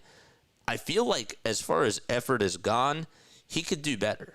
Not saying that he's had a terrible defensive game, but I think that he can be better. And I'd like to see more aggressiveness from him in that department in the second half. Maybe try to get some loose balls, fight for some screens, and I don't know, just try to be a little bit more active on the defensive side. I would like to see that a little bit more. But I'm not necessarily surprised at how this game has gone so far. But JJ, didn't you just say that the Philadelphia 76ers should blow this team out? I did. My final score, I had the Philadelphia 76ers putting up 130 points and beating the Brooklyn Nets by at least 20. And I still feel that way. They're going to have a very explosive third quarter. And I do expect that that's going to be the case. I don't think that Michael Porter Jr., as great as he's been this year, I don't think that he can put up the first half that he did. I just have a gut feeling that Nick Nurse is going to make adjustments, and you're going to see Paul George guarding him a little bit more. You sort of saw that towards the end of the first half, where Paul was being more so of a price tag on Michael Porter Jr., and he struggled and when he was being defended by him. But I don't know. I'm sort of like in this mode where, yeah, the Sixers are without 5 players, but you need to penetrate more offense even if your defense is struggling. The Sixers had a couple of chances to cash in on some threes, and they got into their own heads a couple of times on some turnovers that I'm sure that they would like to have back. Paul George specifically had a couple in the first quarter where he bounced the ball off of his knee. There was also a play, too, that happened towards the end of that second quarter where Paul George got a rebound off of a missed foul shot, and the ball got slapped out of his hands, and it hit off of his left knee, and Tyrese Maxey wasn't going to be able to save the ball because he was already running away trying to go out in transition. So that was not good either. The Sixers have got to do a better job hanging onto the ball. They've turned the ball over 7 times, but that doesn't necessarily mean that they've had good possessions. It just has felt like that the Brooklyn Nets in this game have been able to create shots, get open looks, and that's why they're winning. And the Sixers have to do a better job, and they can. They absolutely can. But I'm not going to be too harsh. I'm not going to be too harsh on them today, especially because there's another half to go, and you're without 5 guys. But I'd like to see them play better. I would. You do have to rack up these wins. Anyway, anyhow. I did want Tyrese Maxey and Joel and Paul George to not play in the fourth quarter, but then when you think about not having VJ, not having Quentin, not having Dominic Barlow, and Oubre and Watford, that's going to be really hard to do. That's not going to be an easy task. So let me know what your thoughts are down below. How do you guys think that the Philadelphia 76ers have done in this game? Let me know what your thoughts are. I would love to hear what you guys have to say. Merry Christmas, JJ, and everyone out there watching. Says Scott. Thanks so much, man. Shout out to you. Big shout out to Scott in the chat. Both Scotts, that is. Michael Porter Jr., 25 points. Joel Embiid with 19. Sixers leading rebounder today is Jabari Walker. That's been more so of a surprise, too, is that Andre Drummond in this game has only played 8 minutes, and he has 2 rebounds in those 8 minutes. I expected him to be more so of a glass eater, and that has not been the case in this one. So another reason why the 76ers are down, because they're not getting offensive or extra possessions on offense. So, all right, but we are ready to start off the second half. Maxey needs to get more shots up. I agree. I would like to see Tyrese take the bull by the horn a little bit more and not pout after he's missing shots. I still want him to take a high volume of shots, as well as Joel, too. So, Paul George out there is a +4. He's one of the only guys in the positives in the plus-minus stat. Take that with a grain of salt. He also has turned the ball over 3 times, but he's still playing very good on the defensive side. That's all I have. That's it. That's all I have for this halftime show. Again, If you guys have any other thoughts or anything that you'd like to piggyback off of, feel free to chime on into the conversation. What grade would you give the Philadelphia 76ers in that first half? What's going on their report card today in regards to how they played in the first half? I'll go C+. I think that's fair. Even with the circumstances of missing 5 guys, they're still also, by the way, the Brooklyn Nets are still missing Cam Thomas, who was another lethal scorer for them. But I would say that I would give them a C+, because I still think that there's more to them. We've talked about the depth a lot with this team. And with them losing 5 guys, with them being without a quarter of their team, I still, in my heart of hearts, think that they should annihilate the Brooklyn Nets. And that's where I stand. It's 8:36 p.m. Eastern Time, and we are ready to start off half number 2. We got 35 people watching. 47 of you have hit the thumbs up button. We need 3 more now to get us to the 50 mark. We're trying to get to the century mark. Trying to get to 100. I know that's probably going to be tough. 17 more subs. 17 more. That sounds nice. Is there anything else I wanted to talk about? Not really necessarily. I thought that the Sixers, in regards to their three-point shooting, they took not as many three-point shots compared to Brooklyn. But that to me is okay because they've done a much better job in the paint, putting up points. Now, really not much better. They're about even with the Brooklyn Nets. They actually are even with the Brooklyn Nets, but I still just think that they need to just play their brand of basketball. Try to slow the game down with Joel Embiid, and then get Tyrese Maxey more involved shooting the basketball.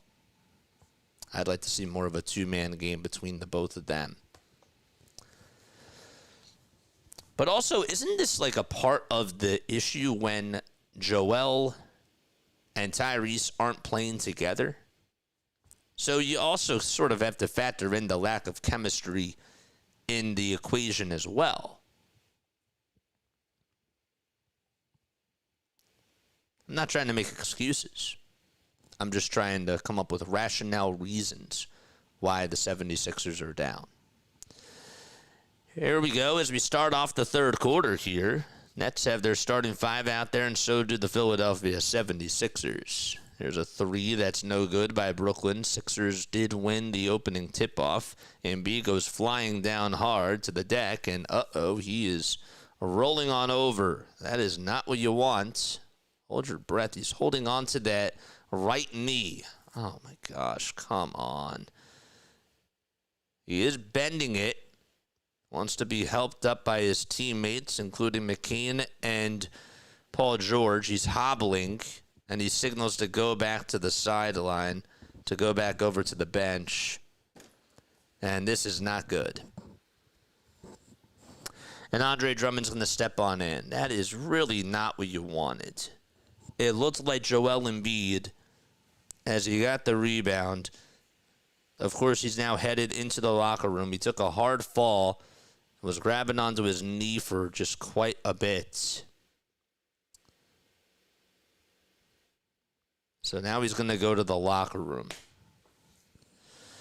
Here's a step-back 3 from Paul George. They just showed it. He did not make it, and it was rebounded by the Brooklyn Nets. This guy has just dealt with so many injuries, Joel. And, again, when you see him grabbing onto that knee, you just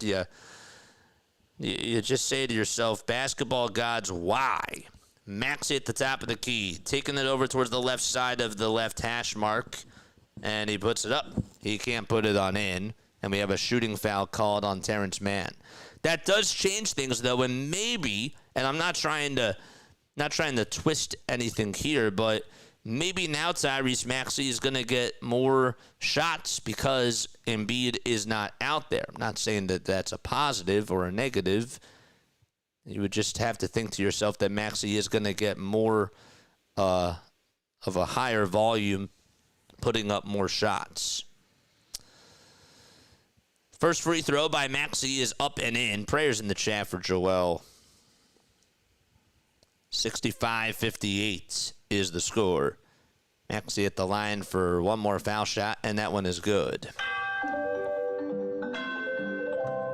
Excellent. Dang, that sucks. All right, it's a 65-59 game.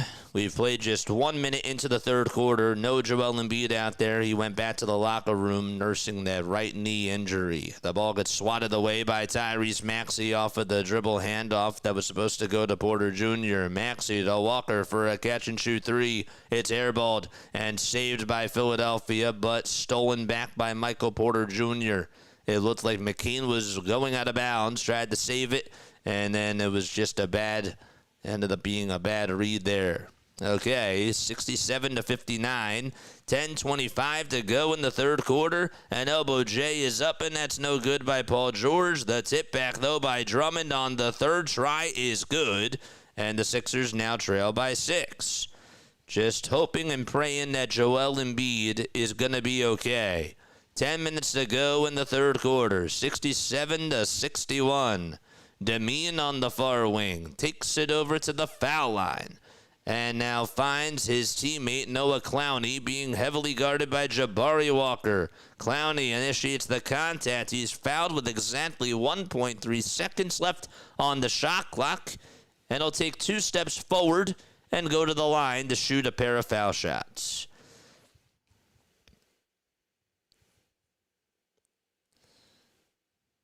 So Joel Embiid back in the locker room for the Philadelphia 76ers with a right knee injury. 9:53 to go in this third quarter, and Clowney cannot hit the first free throw. Oh, I have to go get my charger. Shoot. I do. Gotta go get my charger. It's downstairs for the iPad. Got to do that after this timeout, or during the timeout. The second free throw by Brooklyn, it's good, and that makes it 68-61. Sixers down by 7.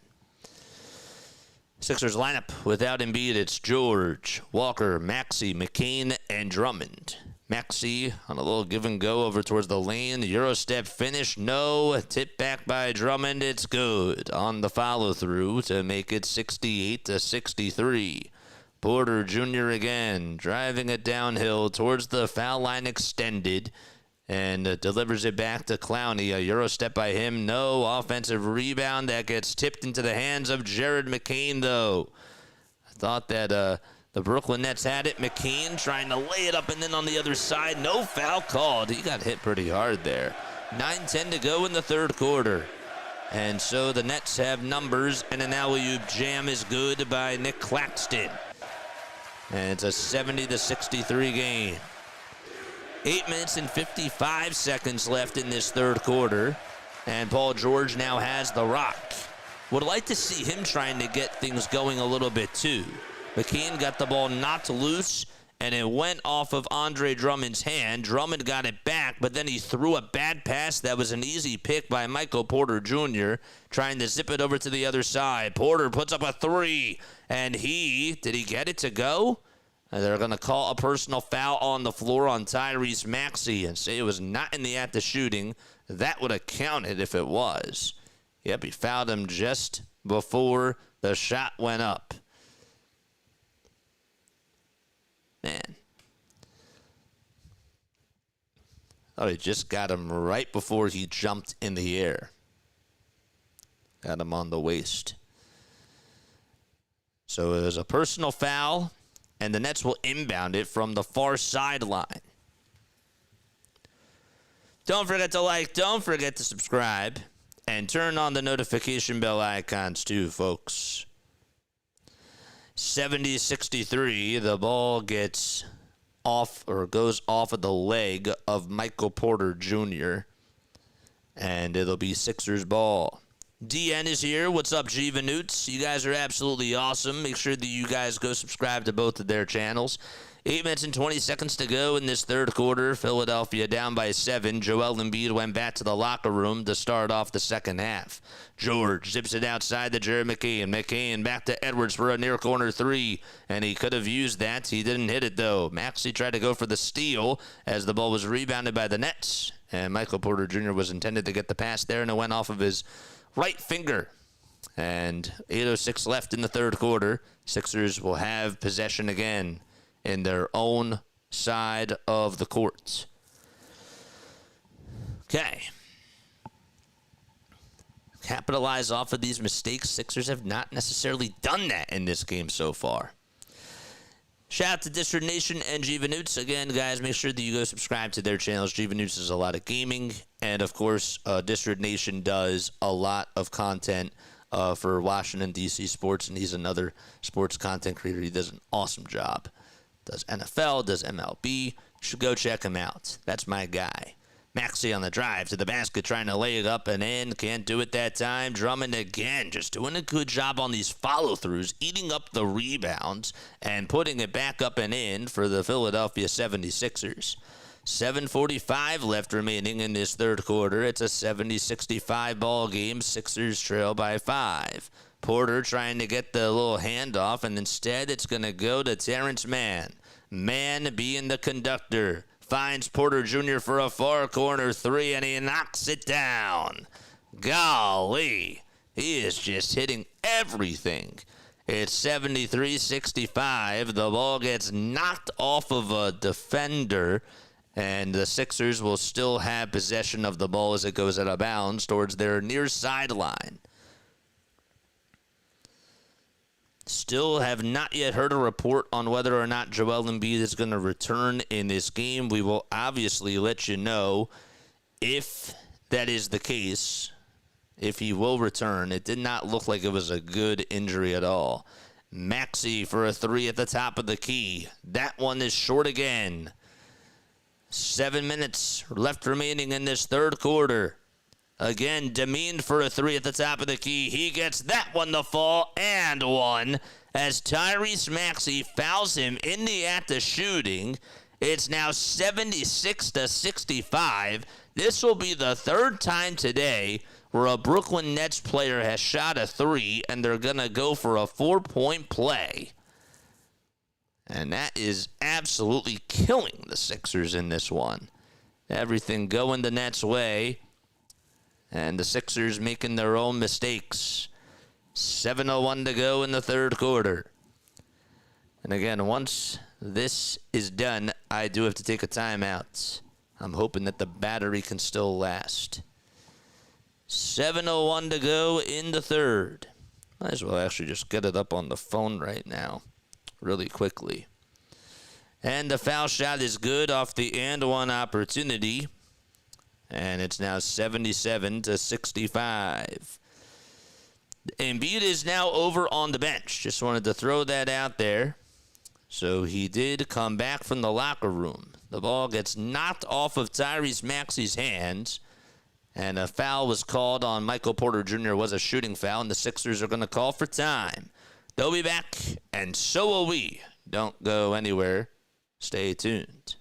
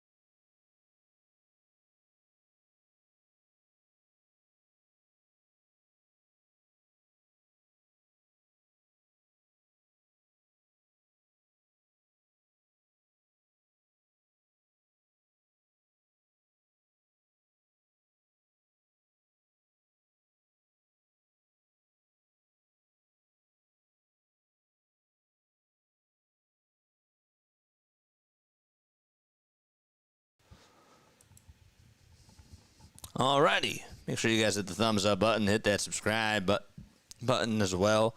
And turn on the notification bell icons too. Joel Embiid is now checking back in for the Philadelphia 76ers. That is great news. Aubrey Plaza's out in attendance tonight at the Sixers game. Questlove is also there too. Got some celebrities in the house at the Xfinity Mobile Arena. That's actually really cool. Aubrey Plaza, is she a Sixer fan? So Embiid is back out there for the Philadelphia 76ers. And that is a great sign. He left at the very beginning of the second half with that right knee injury. Max hit the line for 2, and the first free throw is good. We now need 17 more subs for us to get to the 8,200 marker. Foul shot number 2 by Tyrese Maxey, and that's good. And the Sixers are now down by 10. Excellent. Let's go. Cisco's here. What's going on, Cisco? Sixers third quarter woes continue, he says. All right, so the Sixers down by double figures, or double digits, excuse me. There's a 3 by Clowney, and that one is a little bit short. Andre Drummond tracks down his miss and dumps it off to Tyrese Maxey out in transition for the 76ers. Maxey gets it, and Drummond over on the baseline gets called, he tried to throw the ball, and Joel Embiid got called for a moving screen, and they will say offensive foul on Embiid. And another careless turnover by the 76ers. Maxey and Embiid have not been able to get on the same page tonight, but also just from a rhythmic perspective when it comes to their defense, they have just not found their flow, as weird as that does sound. 77-67, Sixers get a steal off of a terrible pass. McCain got the steal. He isos, puts up a 3, and that one won't go. Porter Jr. gets the rebound, and he will slash it out over to Clowney. Clowney to Claxton over on the elbow. Tries to drive it, and another kick out. That goes down low to Igor Demeen. Demeen back to Porter Jr., and a step-back baseline jumper is good. Well, for Jared McCain, who actually played really good defense, that was just a very filthy offensive move by him. Embiid swings it outside to Paul George. George back to Embiid. Embiid with a foul line J, too strong of a shot. Sixers have gone ice cold. And Paul George and Joel Embiid and Tyrese Maxey not doing a good enough job. Here's another 3 that was way off balance by Michael Porter Jr., and that time it's rebounded by Andre Drummond. Drummond to George. A blocking foul called. And Paul George trying to go down low with a lot of authority. And he was fouled in the act of shooting by Clowney. At least Paul tried to be physical. And when he saw that Clowney was right there, he just budged on into him and got his way over to the charity stripe. Still plenty of time left, of course. Just not a good start to the third quarter by the Sixers. George hits his first foul shot of the game. Michael Porter Jr. leading the way with 27 points. In his last game that he played, the 27-year-old put up 24. And then before that, it was 28. His lowest was 12, and that was about 3 games ago. Just an incredible season for him. 79-68. George at the line for one more. And the foul shot by PG goes in and out. And Claxton comes up with the rebound. For the Nets, they got Porter Jr., Claxton, Mann, Demeen, and Wolf. And for the Sixers, it's George, Embiid, Maxey, McCain, and Drummond. And speaking of Drummond, he fouls Nick Claxton hard on his way to the cup, slicing his hand. And the clock stops with 4:45 to go, and more free throws coming up for Brooklyn.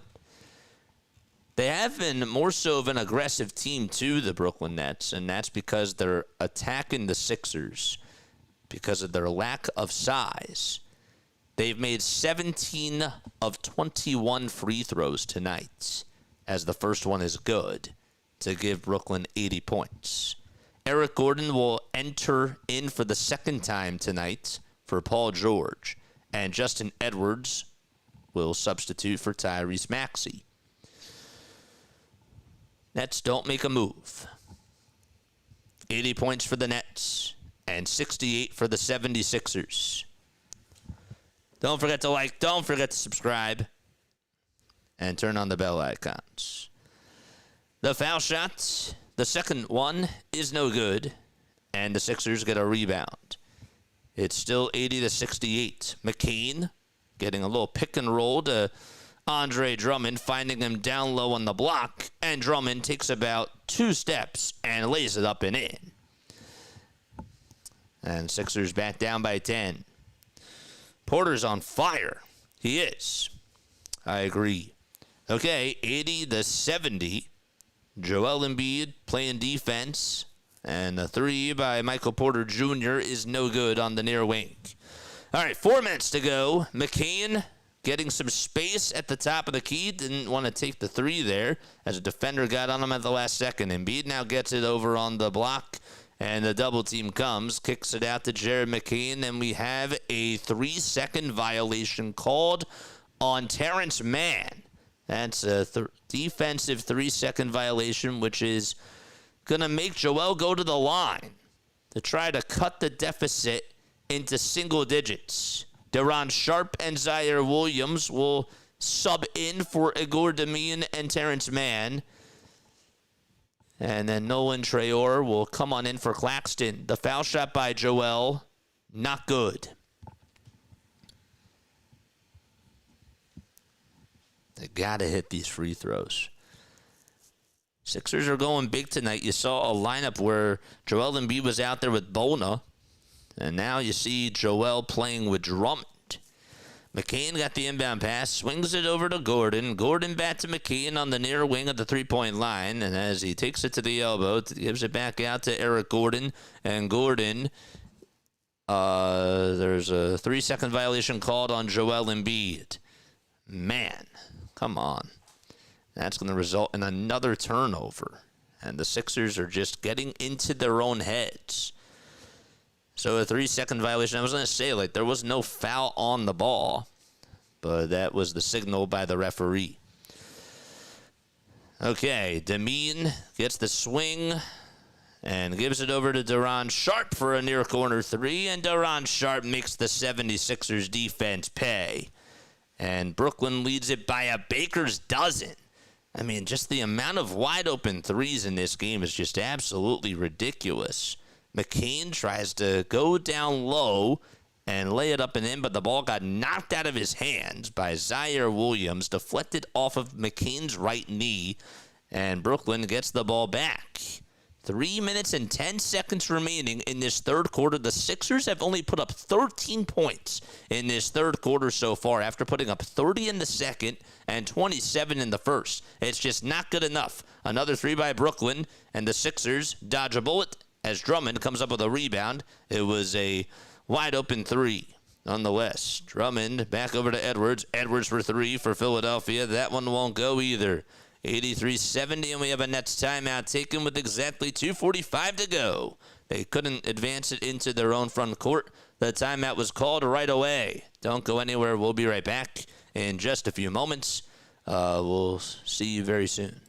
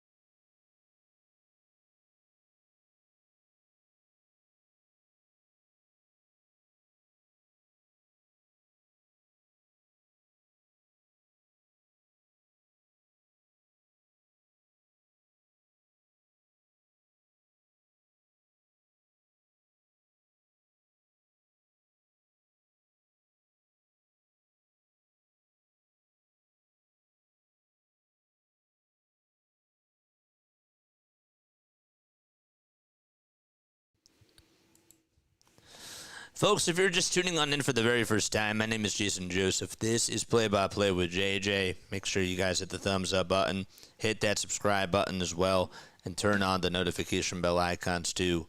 If you were to tell me that Tyrese Maxey in this game would not even have 10 points at this point of the third quarter, there's 2:45 left to go in the third, and Tyrese Maxey is 9. He just has one field goal that he has made today. He is 1 for 10. If you were to tell me that that was going to be the case, I would have called you crazy for this game. The Philadelphia 76ers have only put up 13 points in this third quarter so far, and it's been abysmal. It's been really bad, and they're just not able to penetrate any sort of offense. They can't buy a bucket. They're not being as aggressive. They're being very passive. McCain's not making his threes. And the shot selection just has not been good. And the lineups, I mean, they are what they are. Nick Nurse is sort of stuck tonight, but lineups really haven't necessarily been the best either. But not much there that Nick Nurse can ultimately do with about a quarter of his players missing. So, 83-70 is the score. Brooklyn is up by its largest lead. That is 13 points. Sixers do have Paul George back on the bench. Williams gives it over to Danny Wolf on the far wing. Gives it back to Williams again, and there's a wide-open three, and that is good by Zaire Williams. And the lead is now up to 16 for the Brooklyn Nets, who have only turned the ball over 4 times in this quarter. Sixers have turned the ball over 5 times. Here's another shot that is up and in for Philadelphia. That was Adem Bona getting the layup as Joel Embiid got the assist that time. Tyrese Martin back out there too for the Brooklyn Nets. Forgot to mention that as well. Martin gets the pass from Deron Sharp and Justin Edwards. That was his man, and Tyrese Martin makes him pay with a splash from downtown. 89-72. The three-point shots are falling for the Brooklyn Nets. And for the Sixers, not the case. They turn it over on a bad pass out in transition by Maxey. The Nets do have numbers. They swing it over to the far corner. The ball gets knocked loose, but it goes into the hands of Zaire Williams at the top of the key. Williams to Martin. Down low on the block. Finding Danny Wolf. Wolf trying to posterize Eric Gordon. Let's see how this works. A turnaround jump shot is off the mark. And Gordon trying to fight for the loose ball on the ground. Got it poked loose, and Martin got it back. Wolf trying to go downhill over Embiid for a layup, and that one won't go either. And another fight for the loose ball on the ground as Edwards got it. And we will have a jump ball, though, as Williams dove on top of him with exactly 1:06 to go in this third quarter. They've just got to play better. They're getting outscored 26-15. They just don't have the responses. They look tired. They look flat. And they just look like that they're just not competing at all. Sad. 89-72 jump ball between Zaire Williams and Justin Edwards. Williams just 1 inch taller than Justin Edwards. And Edwards tips it over to Danny Wolf. And Wolf is going to get it for Brooklyn, and they will have a new shot clock here as the Nets go from right to left. Wolf with a floater off the backboard. Won't go. Another offensive rebound by Deron Sharp. And it was blocked by Adem Bona. May have gotten away with a non-foul call. Maxey driving inside. Kicking it out to Edwards. Edwards for a catch-and-shoot three again. And not that time. We have a loose ball foul called on Danny Wolf, though. And the Sixers will still have possession of the ball and get a brand new shot clock. But they also, as Wolf fouled Embiid, that put the Sixers in the bonus. So I stand corrected. The shot clock is still technically reset, but the Sixers will have free throws. And 2 of them by Embiid. The first one is good. And give Joel now 20 points in this game.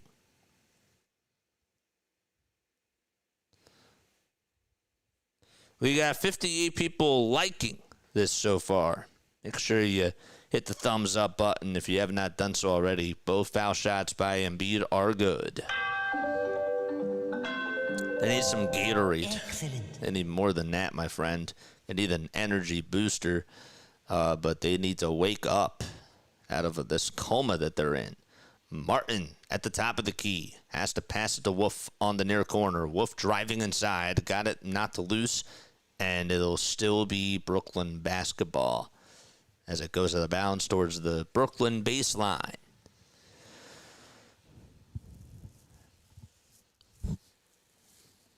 I really wanted to see Justin Edwards be more of a factor shooting the three ball, but it's just not been his night. Sixers have not really made a lot of threes in this game, and in particular in the second half, they've only made one. They're 3 for 19 from downtown. That's another reason why that they're down in this game. You're not going to win a lot of games if you're shooting that poorly from three. Shot goes up, and that's denied by Embiid, as Wolf was in the dunker spot, and Paul George got the steal. Embiid blocked it, though. It was a nice block. 89-74. George wanting the ISO over his defender. Getting to the top of the key. Finds Embiid. One more to Gordon for a near corner three. Splash! 1.4 seconds left to go. The ball gets picked up as it was forced to be picked up as Gordon was right there. Martin got it, and Martin's three-quarters court shot was no good. It wouldn't have counted anyways, but we're going to go into the fourth quarter. Sixers down by 12 against the Brooklyn Nets. And we'll be back. We'll take a very quick timeout. Don't go anywhere.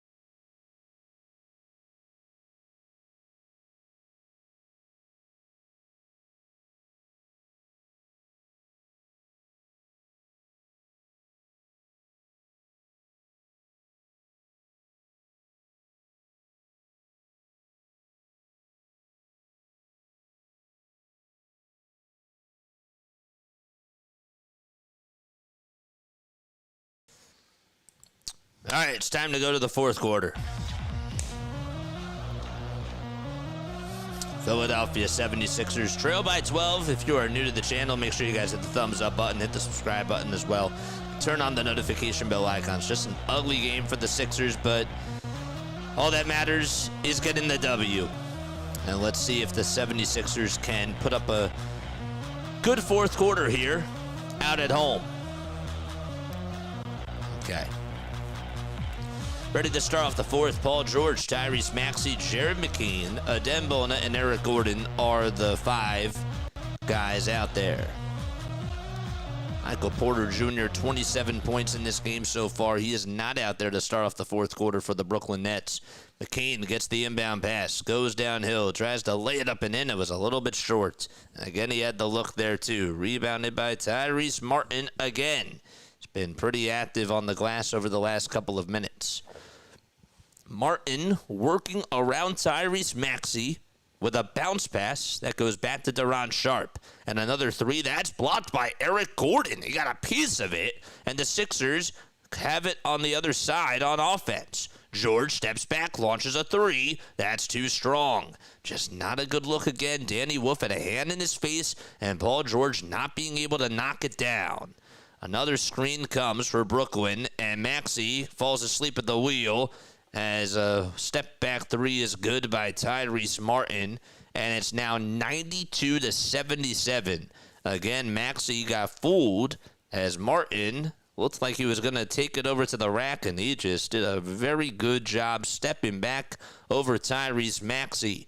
Gordon gets space, and he can't make another three, and Wolf watches it go out of bounds. It'll be Brooklyn ball. That's just been the story of this second half, and really, in particular, this game, is that the Sixers are not making their open shots, and the Brooklyn Nets are.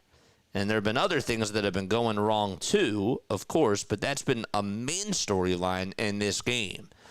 Deron Sharp with a pick and pop that goes outside, and the three-pointer is missed by Nolan Traore. McCain taking it over to the far wing, dumps it off to Adembona. 10 minutes to go in quarter number 4. George with a baseline two, and again he got space and just could not make it. It's like that these guys just, the Sixers are getting wide open looks, and they're just not making their shots. Here's another two that goes up, and I mean, my goodness, Nolan Traore was going at 150 miles per hour down low. He initiated the contact. He somehow, when he was driving and going that fast, was able to just time it and angle it perfectly off the glass. Didn't even hit the rectangle, the inner rectangle. It hit the outside rectangle, and he still was able to angle it well. And I'll go to the line for one more. The and one goes around the world, and it twirls in. So the Sixers have put up no points in this fourth quarter. They can't get any offense, and the Brooklyn Nets pick up right where they left off from the third. 95-77 is the score.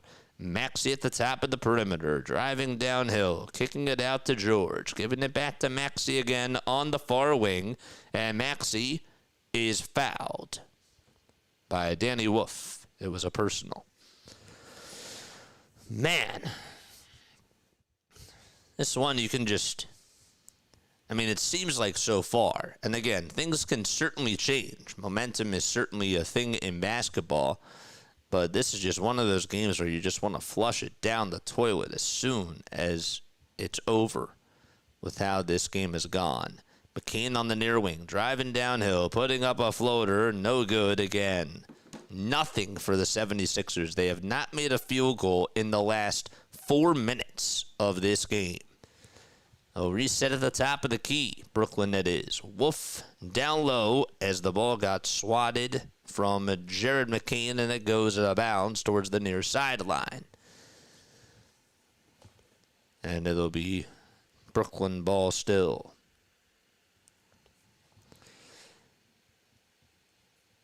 Apparently, they're saying that the Brooklyn Nets have the second best defensive rating this month. McCain tries to get the rebound in a fight for the ball off of the missed three.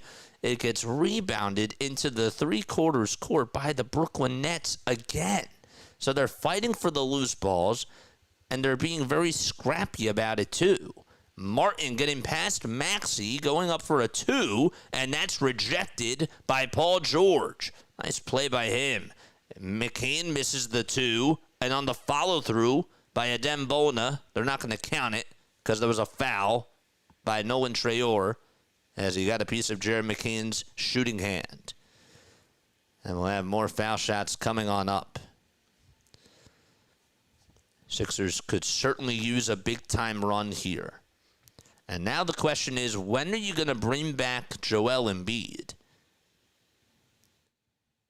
No VJ Edgecombe tonight, no Dominic Barlow, and no Quentin Grimes in this game.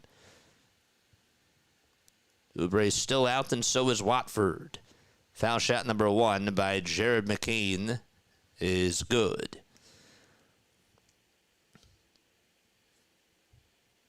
Down 18 is crazy. I hope they still have a run in them. I agree.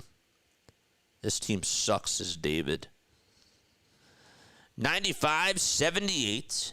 Brooklyn up by 17 points. McCain at the line for one more, and that one goes in and out. Just not the night that Jared McCain wanted.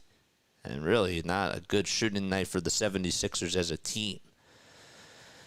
95-78, the rebound did go to Brooklyn. Wolf again operating at the top of the key, finding Sharp, and the shot goes up, down low on the block by Zaire Williams, and Embiid fouls him from behind, and Williams will stand back up and get a chance to put up some more free throws.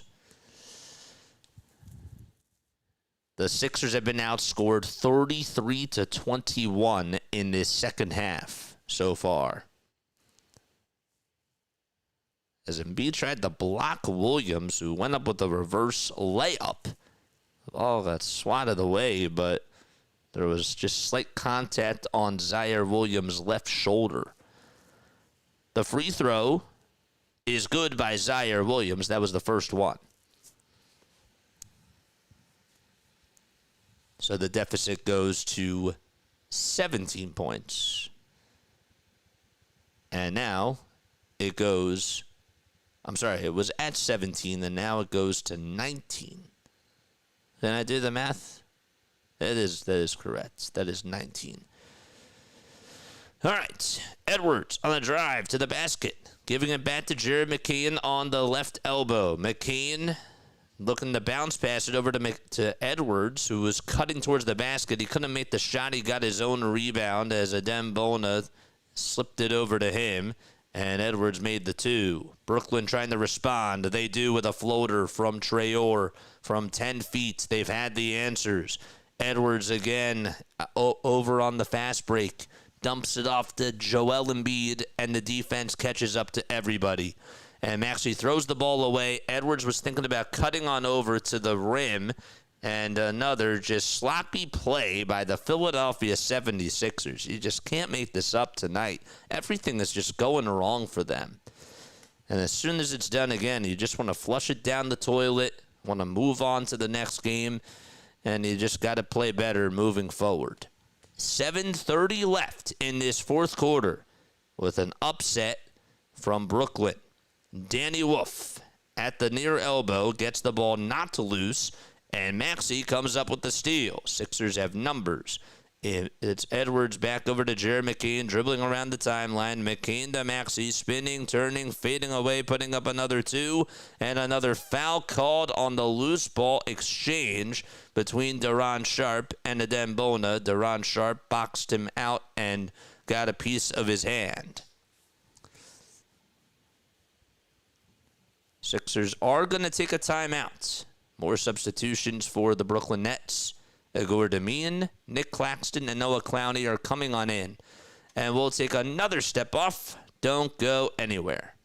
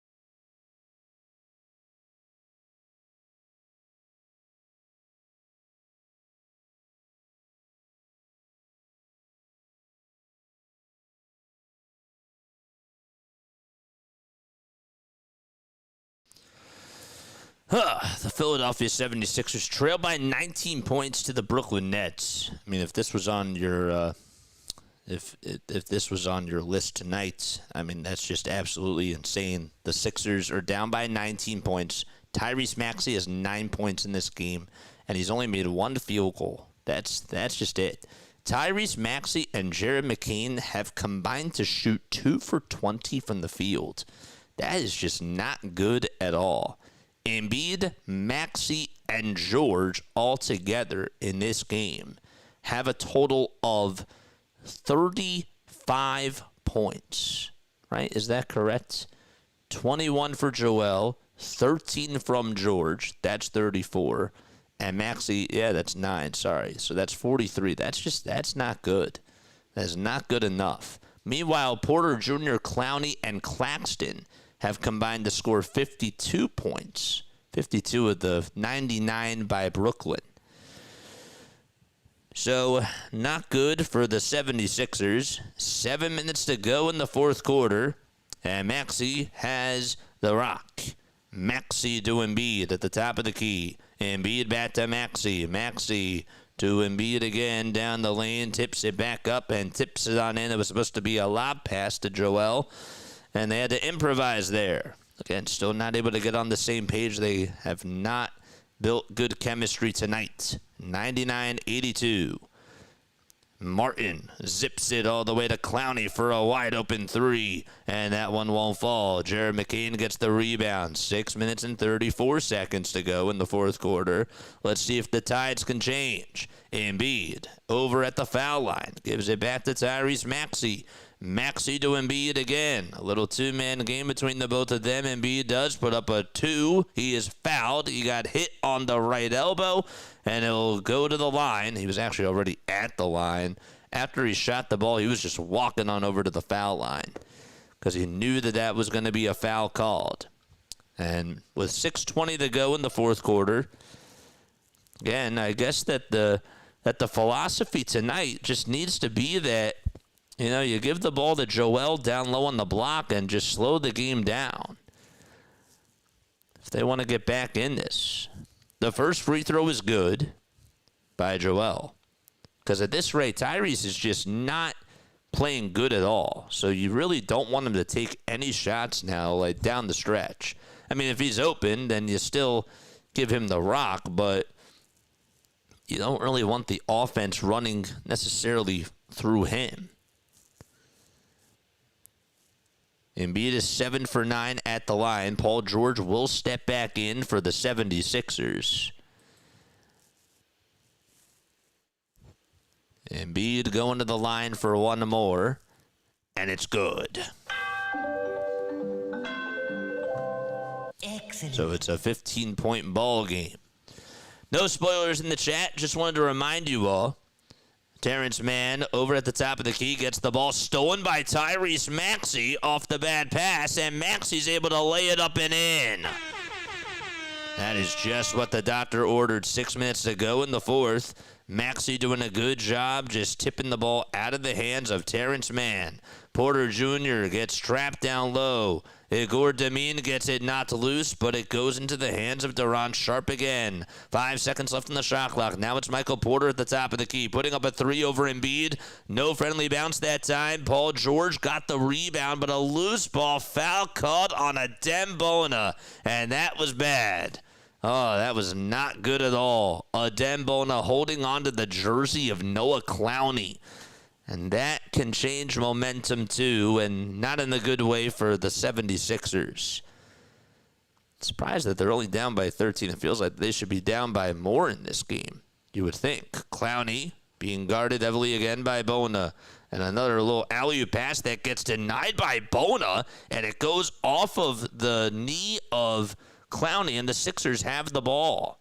Maxey back to Embiid. Embiid to Maxey at the top of the key, and he's getting double-teamed here. Maxey gets a little bit of space now and gives it back to Joel again, who runs his way downhill. Embiid with an alley-oop pass to Bona, and he throws it down. The Sixers are on a 6-0 run. And finally, some juice going for Philadelphia's way. It's really an 8-0 run by the Sixers. Another swing to a wide-open man for the Nets, and they just cannot hit anything. Tyrese Maxey gets the rebound off the missed three by Igor Demin. Maxey trying to hand it off to Embiid, and Tyrese gets it back to Embiid at the top of the key. Embiid gets triple-teamed, and he gets fouled as the reach-in is called on Michael Porter Jr. And that's going to put the Sixers in the bonus. That helps as well, and that will also slow the game down. They just keep trying to feed Joel. He's stepping up, and Embiid is going to head to the line for a pair of foul shots again. No way. Here's Joel dribbling with the right hand at the line, and the first free throw is good. So the Sixers were down in this game. Their biggest deficit that they had to face was 19. 99-89. And Joel Embiid can cut it to single digits with this free throw. Sixers only have 2 timeouts left, by the way. Brooklyn does have 4. The foul shot is good by Embiid. Excellent. And we have a stoppage in play as a technical foul was issued on a Dembona. I don't know what the heck happened on that play, but Bona got teed up, and Michael Porter Jr. is going to go to the line for Brooklyn. See again. Oh, he got a technical for grabbing onto the net. Really? The free throw is missed by Michael Porter Jr. anyways. Thank goodness, but just because he grabbed onto the net so slightly, that's crazy. That is just absolutely absurd. And Paul Hudrick even agrees. All right, defense. Defense! Nets have not scored any points in the last 3 minutes and 18 seconds. Demin at the top of the key. Got the handoff from Noah Clowney. And Clowney back to Porter Jr. The ball got stolen by Paul George, but there was a foul called. A reach-in foul on PG. And he just fouled Michael Porter Jr. And it was a personal called on him. That was just his second personal foul. Clock does stop with 4:24 to go. Did he really get all? I mean, look again. As he tried to go for the steal.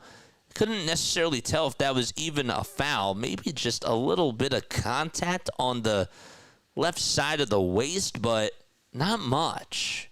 Really, not much. Maybe they're saying that he fouled him for. Oh, this was just okay. Paul George, as the ball was inbounded this time, he fouls Michael Porter Jr.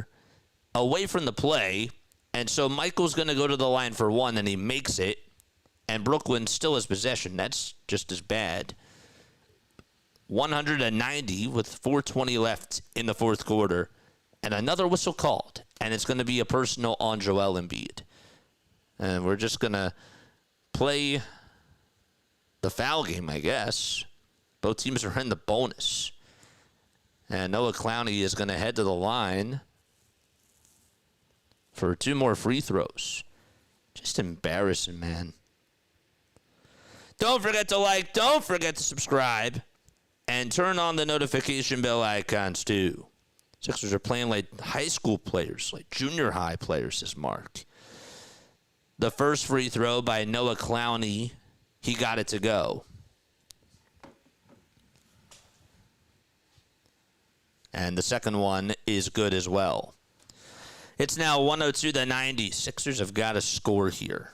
This is probably, some of you would think, well, yeah, duh, but they really just got to put an end to the bleeding. The ball got deflected out of Paul George's hands, and it went into the backcourt. George gives it over to Joel Embiid, who fights for the ball on the ground with Noah Claxton or Nick Claxton, that is, and Embiid and Claxton are going to have a jump ball here with exactly 6 seconds left on the shot clock, too. Gosh. They're scrappy. They're fighting for these balls. They are. 4:04 to go in the fourth. Sixers in desperation mode right now. Embiid and Claxton going up for the tip at the foul line, and that's going to go into Paul George's hands. 5 seconds are left on the shot clock. What's he doing? He has to put up a shot here. He goes up for a three, a fadeaway shot. He got it at the buzzer. I don't think he drew that up at all whatsoever, and somebody was telling him you got to shoot it, and he did. It's 102-93. There we go. Come on, 3 minutes and 40 seconds left in this fourth quarter. Claxton looking to hand it off again. The ball got knocked out of his hands, but he still retains possession on the far wing. He's being guarded by Joel Embiid. Puts up a three, and that one is short. And an offensive rebound that gets tipped, and we have another foul on Adem Bona. They don't go to Andre Drummond, which I think is really interesting. They're going to leave Bona out there, or that's what Nick Nurse decided to do. And Terrence Mann's going to go back to the line for 2 free throws here. Gosh.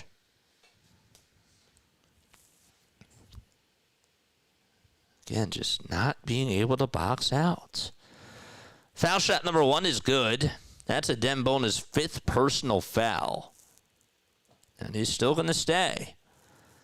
3:29 left in the fourth quarter. Foul shot number 2. Here it comes by Mann, and that one goes down the drain. 104-93. 3 minutes and 25 seconds to go in the final frame of this game. George at the Toyota sign. Doesn't even move yet. And facilitates it over to Joel Embiid. Embiid to Maxey. Maxey from the logo putting up a three. He airballed it. And it goes out of bounds. That will be Brooklyn basketball. Just not his night at all whatsoever.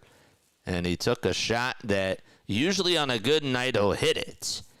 But not tonight. 104-93. That's her 5-3 in their last 8 games. And again, they've gone field goal-less within the last 452. Maxey got the steal. And then as he ran into the scorer's table, tried to save it. And it goes back into the hands of a Brooklyn Nets player. And there's a wide-open three, and that's good. It's 107-93, and that is going to make it really tough for the 76ers to come back in this one. Maxey on the drive to the basket gets touched. No foul called. He made the layup, though, anyways. 107-95. 2:25 to go in the fourth quarter. They trap the inbound passer. Clowney dishes it over to Porter Jr. And Porter Jr. able to lob it over to Nick Claxton, who throws it down with 2 hands. It's now 109-95. Sixers can't get any stops on defense now. Maxey at the top of the key. Back to Embiid on the far wing. Embiid to McCain. McCain goes behind his back, gives it over to George, who gets space and launches a three, and he knocks it down. 109-98. If the Sixers are going to still be in this game, they've got to get all their stops now. They just do. Porter Jr. getting space at the top of the key again, launching it, and saying good night to the Philadelphia 76ers.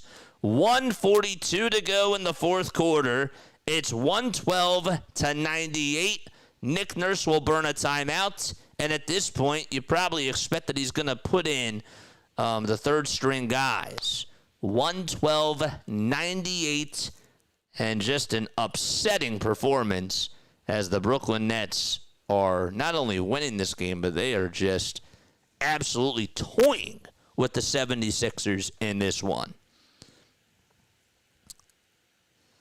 Fans begin to hit the exit, says Sixers Adam, as the Sixers call a timeout, trailing by 14 points to the Brooklyn Nets. Sixers never had much juice tonight, and the Embiid scare took life out of the building. Too little, too late in the middle of the fourth quarter. That's actually a pretty good way to sum it up, honestly. But I think that whatever air was left, I think was sucked out. And again, I wasn't at the building, but as far as energy goes, I feel like that it was just totally lost. Even with the glimpse of energy that came back to start off the second half, it just got sucked right out again when Joel Embiid went back to the locker room, and they never got it back. Never got it back at all. But yeah, tell you that Embiid himself on the defensive side really has not looked good, especially ever since he came back in the game. He looked slow, just looked like he was out of sorts. And that doesn't really surprise, that really shouldn't surprise a lot of people. But if you're not watching the game, that's how it's going overall. And Tyrese Maxey, I can't really get mad at him. We'll break more stuff down. I can't get mad at Maxey tonight. Didn't have a good shooting night at all. 0 for 5 from 3, 3 for 14 from the field. Just a terrible night for him, and he was actually their biggest minus. He was a minus 22, but hopefully they bounce back in their next game. That's all I can say. I think that tonight was an off shooting night. I think that they missed guys on the defensive side, and they just looked really tired out there. I'm not trying to make any excuses because I still thought that they should blow out this Brooklyn team. But everything that went wrong for the 76ers that you didn't think was going to go wrong, I think went wrong. Not everything, but a lot of stuff.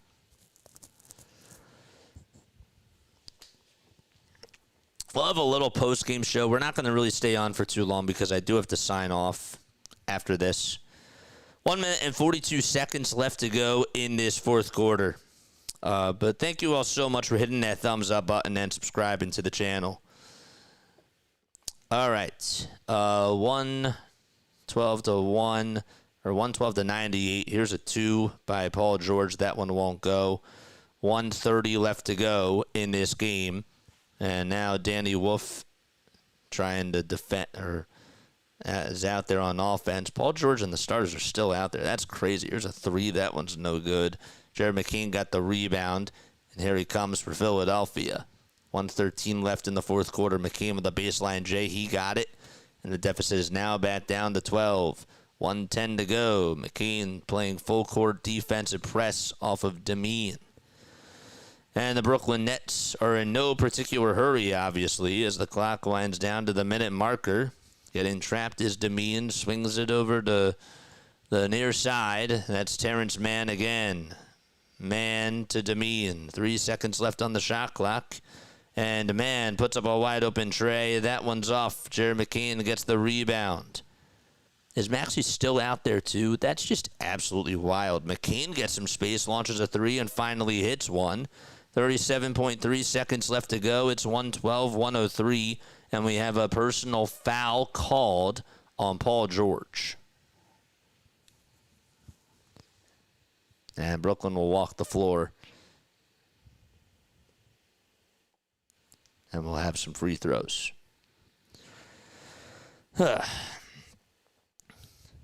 Some of these guys must go, says Lawrence. Edwards, yes, can't shoot at all. Maxey playing like he was sick. Yeah, I'm not really frustrated about this game. I'm really not. Like, I'm not coming out of this game saying trade anybody. Like, you know, I'm really not. There were things, though, that I thought that just didn't go well tonight for the Sixers, and they could have done a much better job with. But ultimately, I think that what really ended up happening was they got cold shooting the ball. Tyrese Maxey had an off night, and Paul George and some of the other supporting cast members just could not step up. 114-103 with 32 seconds left to go in the fourth quarter. Janai Broom comes out there for the 76ers, and so does Jabari Walker, who's going to put up a 3 and knock it down from the near wing, or actually put up a 2, and then he got fouled. Excuse me. And he'll go to the line for one more. Foul was on Michael Porter Jr. 114-105. So, yeah. I also just didn't necessarily understand. The one thing that actually sort of annoyed me tonight is that Andre Drummond, who had 13 rebounds in 17 minutes and 12 points, I don't know why he wasn't out there in the closing lineup. I wonder if that would have made a difference, especially with the rebounding. I'm not telling you that they would have won this game, but I'm sure that the Sixers could have used him crashing the glass instead of just going to Adem Bona for as long as they did. I thought that they gave him way too much of a leash. Brooklyn will dribble this one out, and that's going to wrap it up. So the Philadelphia 76ers lose game number 28 of the season. 16-12 they are now, as they fall short to Brooklyn 114-106. And Michael Porter Jr., the player of the game, shooting 5 for 12 from downtown, making 28 points, getting 5 rebounds and 2 steals. This is the 15th time this year where he has scored 25-plus in a game. But yes, the 76ers fall short to the Brooklyn Nets. It's the first time that they've lost to Brooklyn this year, and the Nets are now 9-19. They get their 5th win on the road, all led by MPJ. And the Sixers will be back. Their next game will be on Thursday. The next game that we are going to do is next Tuesday. We are not doing any more Sixers games this week. I will be back on Tuesday. And sorry, their next game is actually on Friday. So they play against the Chicago Bulls. They have 2 days off, and then they'll be back on Friday at 7:30 p.m. Eastern Time out at the United Center. Just a very quick wrap-up of this game and my thoughts overall. I'm really not angry. I'm more so just sort of like ew at this game. This was just one where I expected them to blow them out, but regarding with I felt like when I was watching the game, I felt like that, yes, that there were some bad plays that they made and that there were things that I'd like them to clean up on. But I just really was, especially in that second half, I thought that they were getting a lot of open looks and they just were not cashing in their shots. I hate to be that guy because usually I'm a guy that holds people accountable, and I still hold them accountable for what they didn't do. But I just, from watching it on tape, Tyrese Maxey drains that logo 3 on an on night, but he was just so off. He was. And I think that it's fair to give Tyrese Maxey a pass, especially in tonight's game where, he could afford to just go down a shooting slump, and I'm just hoping it doesn't carry over. Hopefully this is just one night where he just had a bad shooting night, but I'm not overly mad. I'm not really upset. Is it a little bit bothersome? Yeah, it stings a little bit, but I just feel like that they have to move on to the next game, and they have to come out firing against the Chicago Bulls. Whatever's going on in that locker room, even if the guys played, you got to show up. And the 76ers I thought, played a little bit stale at times. I did not like the second quarter at all. They looked really tired out there. I think that if you were to ask me one thing that really did bother me, it was the second quarter play. The Sixers were really just giving up so many wide open threes on defense. I understand that Kyle Lowry and Eric Gordon, when they're out there, can't close out, and Nick Nurse has to go to them. He does. But there were times where I'm just watching, even when Kyle Lowry is guarding, is on a three-point shooter, he's just standing there. He's not putting his hands up, and that can't work. That just does not work. At least show effort in regards to those two guys. Eric Gordon did shoot the ball well for what it was, but I just felt like I felt like tonight that they lacked their depth, and when they had wide open looks, they couldn't hit the crucial shots. And when they tried to come back in the fourth quarter, it was just too little too late, and they just couldn't get enough to get a run off. I don't know. That's where I stand with this. I would have liked it, and I will stand by what I said with Nick Nurse going to Andre Drummond. I still believe in my heart of hearts that he should have done that more so down the stretch in the fourth quarter because he was playing really well. He was doing a good job crashing the glass, getting the rebounds, had a couple of really good putbacks. And I would have done that after they gave Adem Bona like 4 or 5 minutes, which is plenty of time. It was just not his night. If I'm trying to win that game, I put Andre Drummond back in, and I just thought that was a missed move. I didn't like... I was disappointed with Jared McCain tonight. I'll be honest.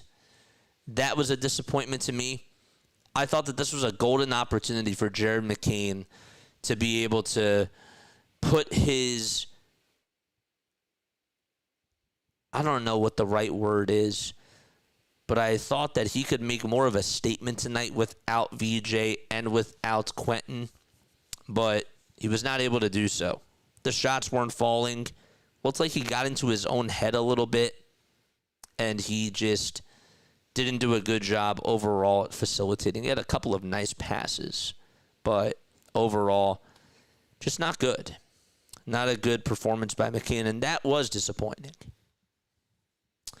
I thought that the big man tonight played physical in the first quarter, and then just wasn't as physical throughout the rest of the game, but then he gave it everything that he had in the fourth within the last 5 minutes. I miss dominant Joel Embiid. We're never going to get that back, and I understand. But it really would have been nice if he was just a little bit more assertive in that second quarter. But I know that this guy can only do so much. I understand that the knee, I'm sure, is bothering him. I mean, I got really scared when he left in the third quarter. It's just something that he's just going to have to live with for the rest of his career. I hate saying it, but that is really the truth. I've never said, and I know that there are people that are out there, that Joel Embiid doesn't try. He doesn't have a good work ethic. I've seen people that have podcasts and people that have talk shows that have said that, and that's just not true. I refuse to believe that because this guy has sacrificed so much for his game, and there are times where obviously one does get annoyed with how he takes care of himself, but this guy's work ethic is just absolutely awesome, and I just think that as skilled of a player as he is, he just gets injured, and it's just unlucky. But in this game in particular, getting back to the main point, the Sixers couldn't capitalize and make shots, and they had some bad turnovers. And when they got the wide open looks, the shots were not falling. At one point in the third quarter, I look up, and they're 3 for 19.